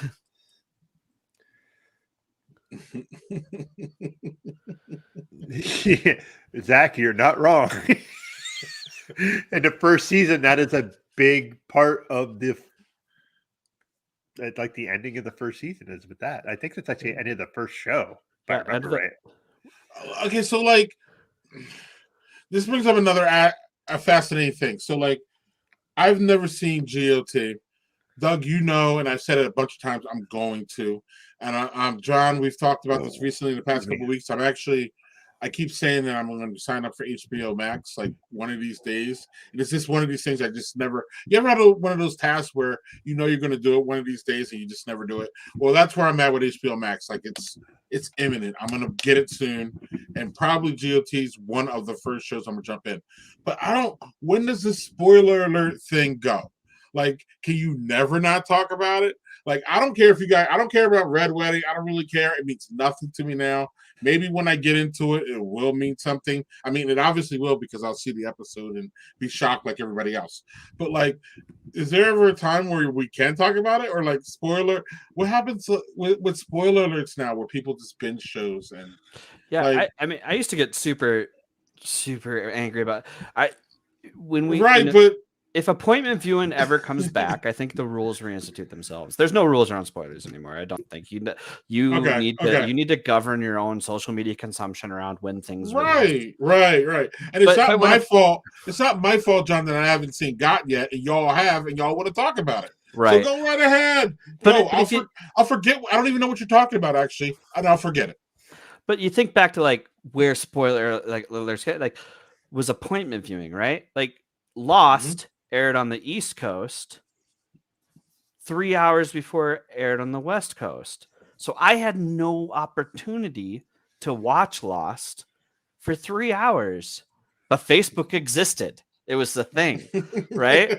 Okay. They had to stay off of Facebook for 3 hours. I mean, now we've got it all figured out. Like we all exist in the same ecosystem now, but we're all defining our rules around it. But same with like Walking Dead. Like it would air on AMC 2 hours. Actually, in Utah, they put it on later at night because they don't want impressionable youths watching it. So it's on at like 11. But so I had to wait like 3 hours to watch the next Walking Dead episode, and That's I feel like, different don't than post binging. spoilers. Yeah. Yeah, that's different than binging for sure. And I mean, I think there's aggressive spoilers, and then there's just like people having conversations in public spaces, right? Like there's Right. people who go on and are like, I can't believe Glenn died. Right. And then sending that out to their entire audience, right? Like that's one thing. That's kind of aggressive. And then there's like, oh, we're gonna have conversations about it on Twitter with other people. Yeah. Or the vague booking thing. We were like, I'm just gonna say, oh wow, and then they're like, oh no. I will say that, like, on the spoiler thing, this October, my daughter is old enough to start watching some scary movies. Like, and I am a scary movie connoisseur. I love scary movies. I had a grandma who was far too permitting with me when I was young and let me rent whatever the fuck I wanted from Blockbuster at like 10. And I was renting some scary shit I shouldn't have seen, and it made me who I am. But like I told my daughter, like, this Halloween we're gonna watch a scary movie, and she picked The Seventh Sense. Or The Sixth Sense. The Seventh Sense.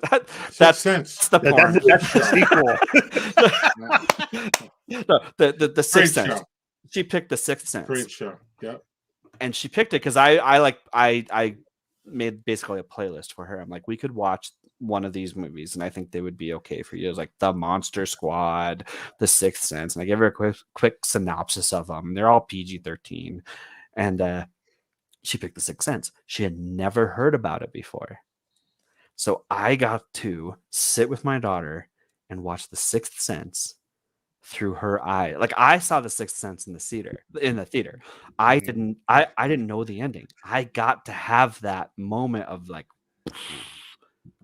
because I was young. I was, a little older than her when it came out. And it was just amazing. And oh my God, to be able to see that, like, how many people have that opportunity to see their kid see like The Sixth Sense, or I maybe in a few years, 5 years, I get to have her watch Usual Suspects, right? Like something with like a true twist, good ending. Like those don't happen anymore. So like I get why people get pissed about spoilers, because that is a commodity that is running out. I got you. I feel you. I think it was a couple months ago. My 14-year-old, who's really into horror movies, has seen more than I have, like the more recent ones, right? So I said, all right, watch with me Seven. That's a great twist. And at the end, he was just like, that was a really good movie. It's not really a horror movie. And I'm like, he's kind of right. Because to him, horror movies are like not slash, like jump scares. Like he likes that stuff. The slash horror stuff, he's just like, that's special effects. He's a little fascinated by how the special effects work, but he's more interested in like, how can you scare me? How can you get me in a way that I'm not used to? Or like that's kind of how he thinks, but he's 14. But I think, John, seeing that, watching your kid, when did she realize the actual twist? When Shyamalan intended her to. Yeah, you're not spoiling anything. Everybody's seen that movie, so you could say when that was. I'm just curious. It was at the end of the movie, like so. At the very end of the movie, when he has his final meeting, and like the kid's like, "I think I'm gonna be okay," and then Bruce Willis goes home, and then because Bruce Willis has to realize it, right? Like, there's so much that is a perfect movie. And I'm not saying M. Night Shyamalan is the perfect director. Like, he's made some other movies that haven't been great, but that movie is constructed in such a beautiful way. And I don't think people realize that, like, it's a movie about I see dead people. The first dead person doesn't show up in that movie until like minute 40.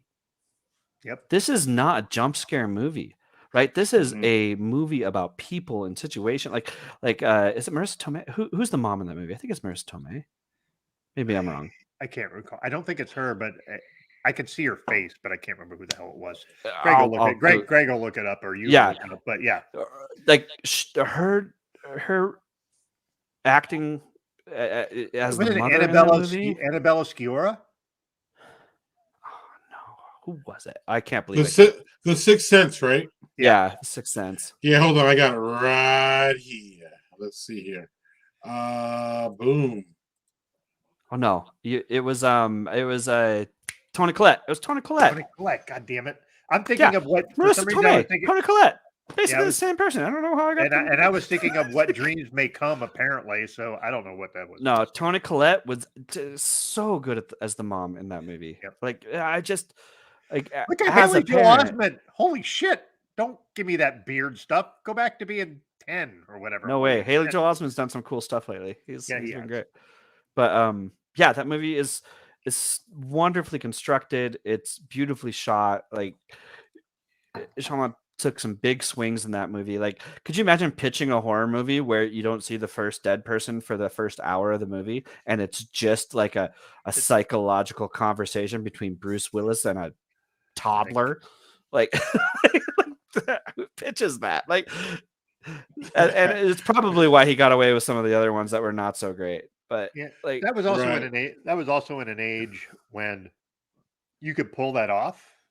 You look at like that was in the same year or reasonably close to the Blair Witch Project. Mm-hmm. Like things that like that were like what was weird is Blair Witch was like that was a phenomenon. Nobody told people shit about that. Like it was like you got to go see it.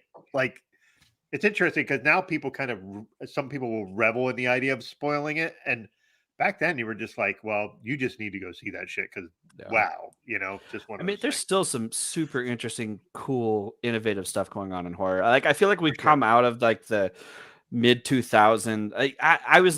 It's funny. I was reading something about horror the other day about how horror mirrors the administration. Like the current government, like, and they were showing this throughout different countries. But if you think about the U.S., right? Interesting. During the Bush administration, right? So that was when all of this like Hostel and Saw and like the torture porn genre came up. Eli Roth and all that shit with Hostel. Yeah. Yep, exactly. And I'm not saying those like there's some of those movies I enjoyed for what they were, but like that's where that was coming from. That's not my favorite kind of horror. Like my favorite kind of horror is a haunted house. I will take a haunted house any day of the year. That's why, again, plug for House on Haunted Hill. One of the greatest things I've ever watched. But there's some really cool stuff going on with horror now. I mean, obviously you look at like Get Out and some of the stuff that's dealing with fear surrounding race, culture, gender. And I think there's some really, really cool things coming out with that. But there's also some really interesting horror coming out about class right now too. So you look at there was one on Netflix. It's called The Hole, I think. Hold on, I'll find it. Well, what was the one that came from? I think it was South Korea. Was Parasite? That wasn't Parasite. Really, that wasn't. Yep. That I haven't seen that yet. I've been meaning to, and it's one of those movies where like I should really watch that, and then I just fucking forget about it. I hate when my brain does that. Like I am not an ADHD person, but the problem is I don't really sit down and watch stuff. Like I am not a binge watcher. I watch an episode of something. And if I'm watching a movie and it's like 2 hours long, I'm like, I don't think I can watch anything that long. Yeah, that one's fantastic. You should watch one. And the other one I just looked up, it's called The Platform. So this one. Oh, I think the lady from the House on Haunted Hill was in that, is it? Yeah, she's in everything on Netflix lately. I think she's in Midnight Mass too. And if you haven't checked out Midnight Mass, you absolutely should. Same director as House on Haunted Hill. We finished it. I love that one too. The Platform is really interesting. It's the premise for it is a guy wakes up in a room and there's a hole in the middle of the floor, and it's some unknown level. There's levels, right? Yeah. And up at the very top, they load up a table with all the food that all the prisoners of this prison, which is just like a giant hole that goes down, would need to eat, right? So it's enough food to feed everybody in the entire prison. And what they do is they lower it down one floor, and the people on the top floor can eat, and they lower it down the next floor, and the people on the next floor can eat, and then lower the next floor. Well, people eat more than they should. And so the people on the lower floor, and then like I think it's every 24 or 48 hours or something, like an alarm goes off and it's a random draw and you get moved to a different floor so you know what's going on in the prison the whole time. Like, cause you might be on a high floor for a little while and then you might move to a lower floor. And so like, it's this whole just indictment of class and consumerism and cannibalism and like it is so Cannibalism. just Ooh. it's interesting to unpack and talk about, like, and it's such just like a front-loaded metaphor, obviously, but it's good. Like, if you're a horror connoisseur, the platform on Netflix, I really enjoyed it. Man, I opened up a whole can of worms with that question, Doug. Yeah. I don't remember what the question You're welcome. was. Sorry. So anyway, let me jump into. We can move on a little bit, but let me jump on some of these comments because y'all been going off, and that's great. But some of the comments we missed, so I want to make sure y'all see them. Daniel says that's why I'm afraid to start One Piece. It's well over 1,000. What did we talk? One Piece? Anybody know? That's got to be an anime thing because okay, nothing makes 1,000 episodes except anime. Right? Like what? And I comment on that being like, that's too many damn episodes. I don't care if they're 10 minutes long. Like, right. So Carl says The Last Kingdom on Netflix ended too soon. Not familiar with that. I don't know if you guys are. Yeah, that is I haven't watched it, but it's a more like a night fantasy kind of thing. Not fantasy as in fantasy, more like high fantasy kind of stuff. Was it fantasy? I thought it was like a maybe I'm wrong. I'm totally could be wrong. I thought it was more like not Lord of the Rings, but like in that sort of vein. Ish. Yeah. So Zach says this is an interesting comment. Spoilers get me excited. I searched the shit out. So on these lines, I remember I watched Breaking Bad while literally looking at the Wikipedia pages for Breaking Bad. So like there were times where I was watching it and then I was literally reading because sometimes I was not engaged or it was on and then I was reading Wikipedia, and to me I found that fascinating because Wikipedia tells you like production notes and like how they write the scripts. Like for example, I believe year 2 of Breaking Bad they wrote the whole script before they even like acted anything out, but the rest of the series they literally wrote episode by episode as it was going. And I just found that fascinating because, like, damn, that's, it almost puts you in that, like, what the writers go through to do this. And then, they're like, well, we broke up the 5th season because we didn't know whether it's going to be a 5th season. And we needed more time to develop the script. And I'm like, oh, like, this is really interesting. So I can get with Zach as far as, especially when it's out. And I was telling Doug 2 weeks ago or something like that, John, about sometimes I just want the series to end now before I even binge it. So that's where I'm at with Expanse. I'm not even going to start Expanse because I don't want to wait for that shit. I want to be able to just binge all that shit when it's done. So I'll wait till Expanse because I don't know. I have an issue with like, especially if I binge a whole thing and then I come up to like season 5. So episode 8, and now I gotta wait 2 fucking weeks. No, it's not gonna work that way. So this is not. So like, I either binge the whole thing at once, or I just get caught up in the, as you called it, and that's appropriate. Appointment viewing. But I don't have that patience anymore. And actually, I don't even really care. Again, if y'all talking about it on Expanse and Doug gets all pissed off because it ends in like a shitty way, and then he gets on Twitter and starts fucking screaming and hollering about it. I mean, he didn't do that about GOAT, but like that's what people do, John. You know what I'm saying? Like they're like, damn, this shit's out there. Wow, it's the red wedding, and oh my god, all this shit happened. And I'm like, I don't give a fuck. Like I'm almost like, all right, I'll wait a year so then I forget everything that Doug was screaming and hollering about, and then I can like, you know what I mean? So like the spoiler alert thing, I'm with Zach. It doesn't bother me anymore, but you explained it too why it doesn't bother. But it's just really really interesting. I do love what you said though about like entertainment media and entertainment writing. And like you're like, oh, I like to go and read about what's going on in The Expanse or what's going on in Breaking Bad, and while I'm viewing it, while you're viewing it, like, one of the things, like I was a huge Lost fan. I loved Lost, but I loved Lost because of the community that formed around Lost and the incredible writing that was happening outside of the writers' room of Lost. Like, there's a guy who used to write for Entertainment Weekly named Jeff Jensen. He goes by Doc Jensen on Twitter. You should follow him. He's a genius. He's a great guy. He wrote a weekly episode recap of Lost that at times was like 3,000 words. Like every week he was pumping this shit out, and it was just gold. It was better than the show itself. I was gonna say, it sounds like it was better than the show. I would watch the show. I would go into work and I would like log into my phone, and then I'd put myself on after call work because I was not a good call center person at that time, and I would read Doc Jensen's recap of the week, and I would like hop into the comments at like that. I love that type of writing. Like we should pour one out for like DVD commentary, because that shit doesn't happen anymore.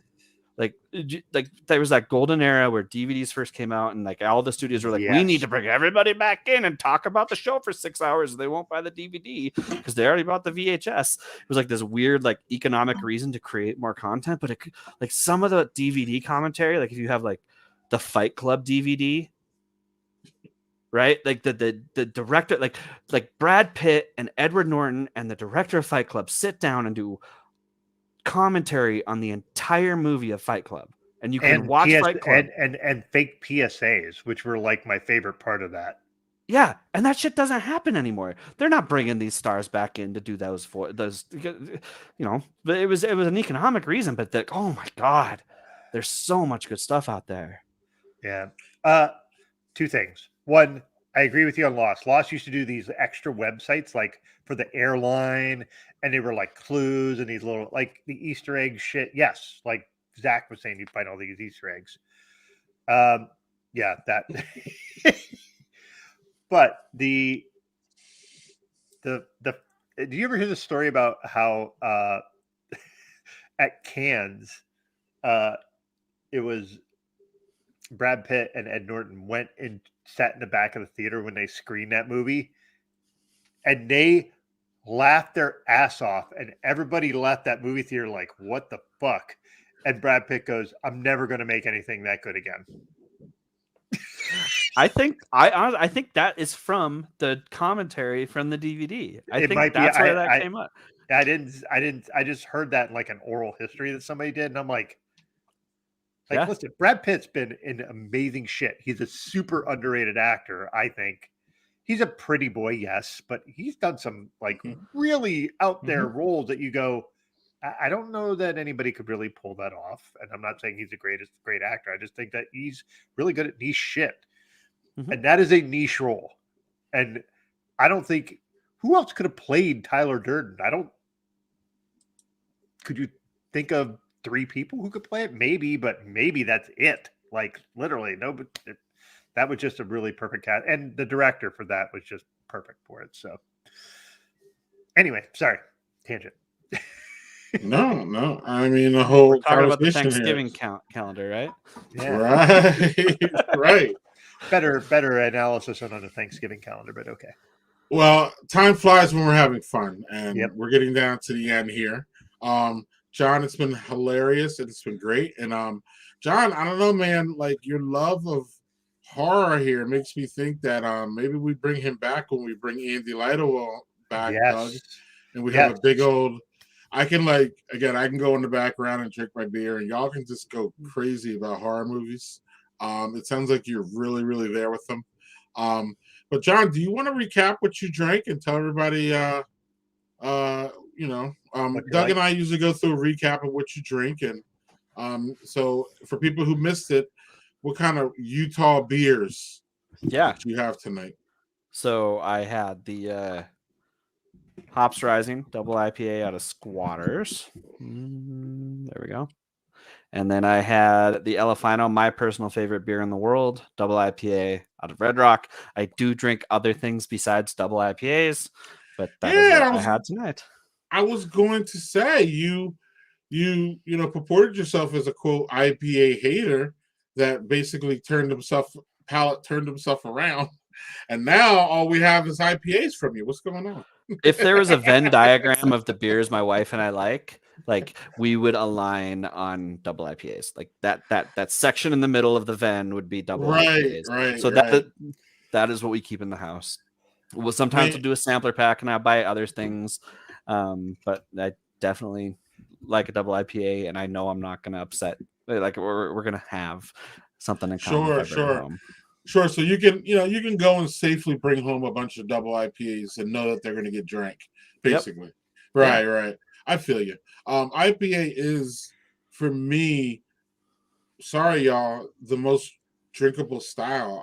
I mean, I love porters, obviously, but IPAs for me, I can pretty much grab one and I even enjoy the shitty ones, John. So I'm kind of there at this point. So I'm a bad person to rank them or rate them because I don't know if they have hops in them. I'm cool with that. It's weird, I know, but I wasn't always that way. And I don't know about you, but going down the IPA memory lane, I didn't like them until I had double IPAs. And when I had that first double IPA that smacked you in the face with hops, I was like, IPAs are the fucking shit. And it literally got me like a reverse thing. Then I was like, oh, I really like IPAs. But until I really found a double IPA that blew my mind, I didn't really even like regular IPAs. So I started in a lager. I was trying to replace my lagers. It's basically my Molson Canadians. And what else was I into? I was into Michelob. Like almost higher end lagers, if that makes any sense. The lights were just too watery for me. I just really never got into them. When y'all were drinking lights, I was drinking malt liquor, Colt 45, Mickey's, the stereotypical black thing to drink. Yeah, that was me. For sure. Yes. And what was the Billy D. Williams one? Red Bull or Black Bull or whatever? No, yeah. It was a bull. You know what I'm talking about. Hey, speaking of malt liquor, can we just say Steel Reserve? Y'all should revisit Steel Reserve because Steel Reserve is a good beer. Like I enjoy a Steel Reserve. If you haven't had it, you should have it. That's what I grew up with. I did. Steel Reserve. It's a malt liquor, but like if you pour yourself a pint of Steel Reserve, it actually is good, and you should go back and try it if you haven't had it. All right, Doug. We're gonna bring that. One day we should surprise the crew and just do big stupid beers. Anyway, and what I mean by big stupid beers, I mean big beer. And I'm pretty sure what John just said is one of them. Oh, I have a few big ones that I can bring back for nostalgia's sake, so it'll be fun. Did you guys ever do Edward 40 hands? Have you ever done it? No. Do you know what it is? No. What are you talking about? Maybe it's a Salt Lake thing. So we used to have an Edward 40 hands party. Everybody brings 2 40s to the party. And then when you walk in the door, we duct tape the 40s to your hands. So now all you have is 2 40s in your hands. And you can't take the 40s off of your hands until you finish your 2 40s. This was an actual college party we threw. And so we'd have like 30 people walking around a party like, hey. And we just have 40s of Mickeys in each hand. And okay, see, Aaron said Edward 40 hands. It's a thing. It's a thing. But the thing is you gotta there's a strategy to it because you gotta time it right because it's really hard to pee as Edward 40 hands. Yeah. Another one. Look at that. You guys should do it for an episode. Bring me back. I'll Edward 40 hands it with you.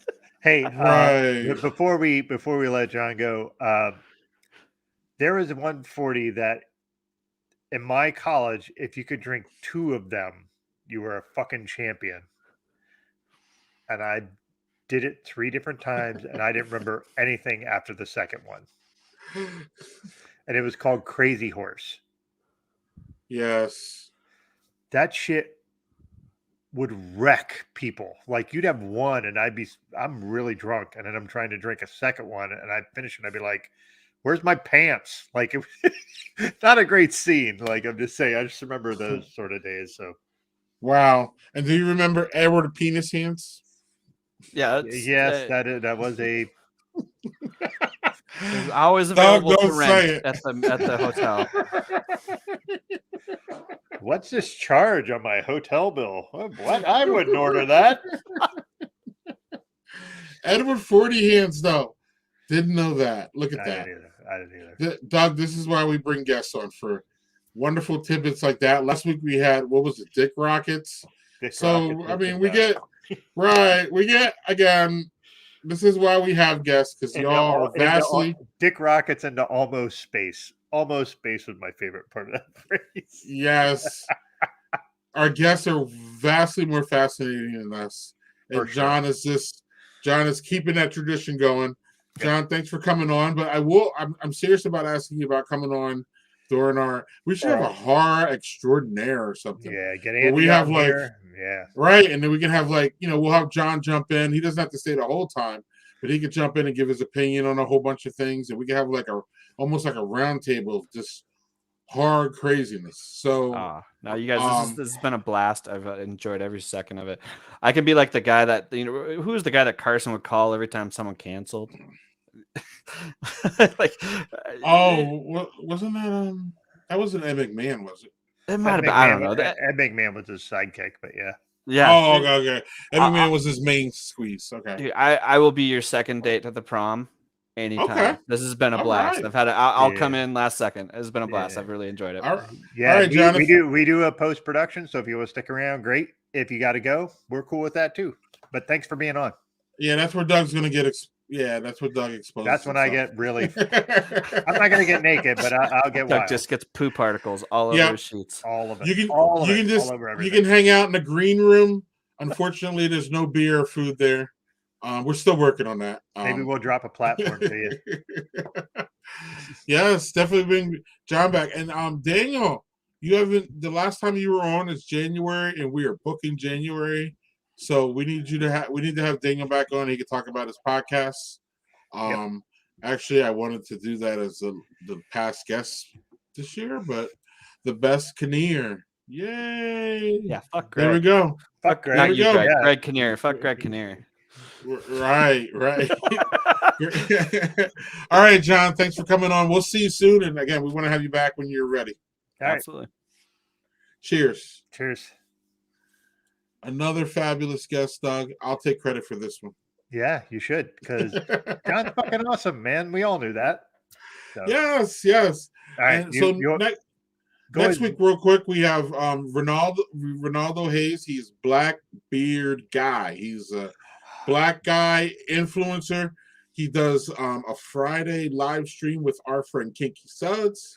Oh, yes. Yes. He's going to be great. He can talk about all this anime, all that shit that they talk about on there. Black Beard Nerd. Yeah, Black Nerd Fridays, I believe they do. So yeah. Yes, they do Black Nerd Friday. Yes. Next week, I don't have a promo for it because I was late getting to that. But that being said, Doug, we have something here.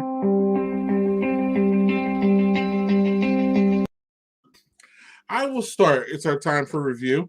I don't know. We can get a better transition for that. I'll work on that. But anyway, we have Hell's, and we have a pecan Kringle Stout from Central Waters. They both are really good. I'm still working on this, and I will finish it. But man, this 12.3% warms up nicely. Mm-hmm. Yeah, nice. All right, so now, one's not better than the other. They're both really good. It's Central Waters. You already know. Yeah, you can't go wrong with either of them. So you already know. Yeah, already know. So this was a little weird. Not my favorite. I'm a big fan of Shokavesa. I have one of my cellar that's a year old. That's a regular one. I prefer the regular one to this. I was like, oh, cool. Let me try that because I like the standard one. Not my favorite, but not terrible. Not something where I'm like, ew. No, it's just like, eh. I'm going to say 1A, 1B. Sorry. Was Brooklyn Black Ops. This was fucking great. I really fucking like this. The problem was the first one I had was just phenomenal. From your friends at, what's it called? Mountains Walking Brewery. Mountains Walking! This thing was awesome. I mean, just a really great. Yes. They say it's a sour. It's not sour. It's just got fruit. It's almost like a smoothie. It's just fucking delicious. And 8%. And just superb can art. That can art is awesome. And yeah, here. Peep that out, folks, because that is great. The Black Ops is just like a smidge below it, just because that beer was just so outstanding that I don't know. Anyway, Montana night, in the great guest. house. Yeah. Montana in the house, making me miss Montana, man. Yeah. So Daniel says he should be clear most Fridays. Wonderful. Zach has a beer podcast. Well, just kidding. He doesn't have shit. But Zach, you want to come on? Let's go. Yeah, man. Go. Let's Weird. do it, Zach. Seriously. Zach, we Zach come is here for the hilarious. fun. You don't have to Zach- have beer knowledge or anything. We have people come in and drink what the fuck you want. I don't care if it's green. He got tea. video Come on. game records. I mean, Yeah. Zach is hilarious. He will be immediately the funniest person on the stream once he steps on it. Yep. Y'all saw the comments, so y'all already know. Manny's happy for Daniel to come back. I am too. Me too. Matt. Oh, I didn't even know that. Look at that. Look at that. Like that. Yeah, y'all guys know so many cool people. Bring Z on. We do. Yeah, we're lucky like that, and we have we are. We have a great audience that fucking makes people want to be on here, which is great. Right, going to these wonderful, events helps for sure. Yeah. Account Chocula. Yeah, he had the beer. Yes. Did you see it had like Frankenberry and Blueberry and a Count Chocolate beer, and I was super jealous of that, like because I love all those cereals. Afro Man, oh my God, Afro Man. I drink my liquor because it makes me drunk quicker. Yeah. Amen. No one can match Manny's cereal knowledge, and no. And what's I forget what's Manny's Instagram? Serial killer something. I'm sorry, right. Manny. I'm butchering that. Right. Manny, please put that in there. So by the time I cut this off, we could at least put that up there. Or we could even put it up during the credits. Let's see what else do we have here. Is there anything else left here? Nope. We're back to the Edward Venus hand, so I covered everything. The spirit. Manny said his Instagram. Yes. Y'all, because you'll be happy you did. Yes, y'all need to follow Manny on Instagram to see your connection. Him and his daughter jump in. His daughter jumps in sometimes. He's on there. Plus, Manny jumps on live sometimes to show us some crazy shit he's into. So it's fun times. I don't have real beer knowledge. I'm in. Aaron, you want to jump on? Hit us up. We'll schedule you. We schedule everybody. We like different views, opinions, all that shit. So Aaron does have some bourbon knowledge though, so that's so he has some whiskey knowledge, so it'd be great to have him on. So and then we have we're kind of in blogger influencer month. Actually is our November, because we have wonderful Brett Almond coming up, and we have wonderful Jeff Bogle coming up. So we're going to talk some soccer and soda and craft root beer. Yes. And he's got a new book out. So I've been trying to book Jeff since we started this booking shit. Mm-hmm. So you landed him, dog. Good shit. Can't wait for that. Look, he'll drink an Intervention IPA show while we talk about Aaron Rodgers. That'd be great. That'd be great. We'll have like a Joe Rogan experience logo behind us. It'll be awesome. Right. Oh, I would love to have Joe Rogan on this. He'd be hilarious. And gin. You are right, Aaron. I apologize. I forgot about that part. Yes. Gin. I love gin and tonics. Maybe we bust out some gin and tonics and have Aaron tell us about gin and the good gin and shit. Because I know the good gin is not what I drink, which is, what is it, Bombay or whatever? That's not good gin. Sorry, man. No, but I don't really care. Like, it's like and Aaron can tell me I'm wrong, but I just drink gin and tonics, so I don't go for higher end gin, because I'm just like, fuck it, it's just a gin and tonic. Anything will work. So maybe Aaron can get me out of that shit. He can get me out of that shit for sure. I've been trying to get you out of that shit for years, but to no avail. So good luck, Aaron. Yeah, I don't drink that many gin and tonics, but when I do, I just go for the cheap shit. So that's probably not good. But Aaron, we'll get Aaron on eventually to school us on that. But Doug, I just want to say I love you, and I'll see you next week. Love you too, man. See you, everybody.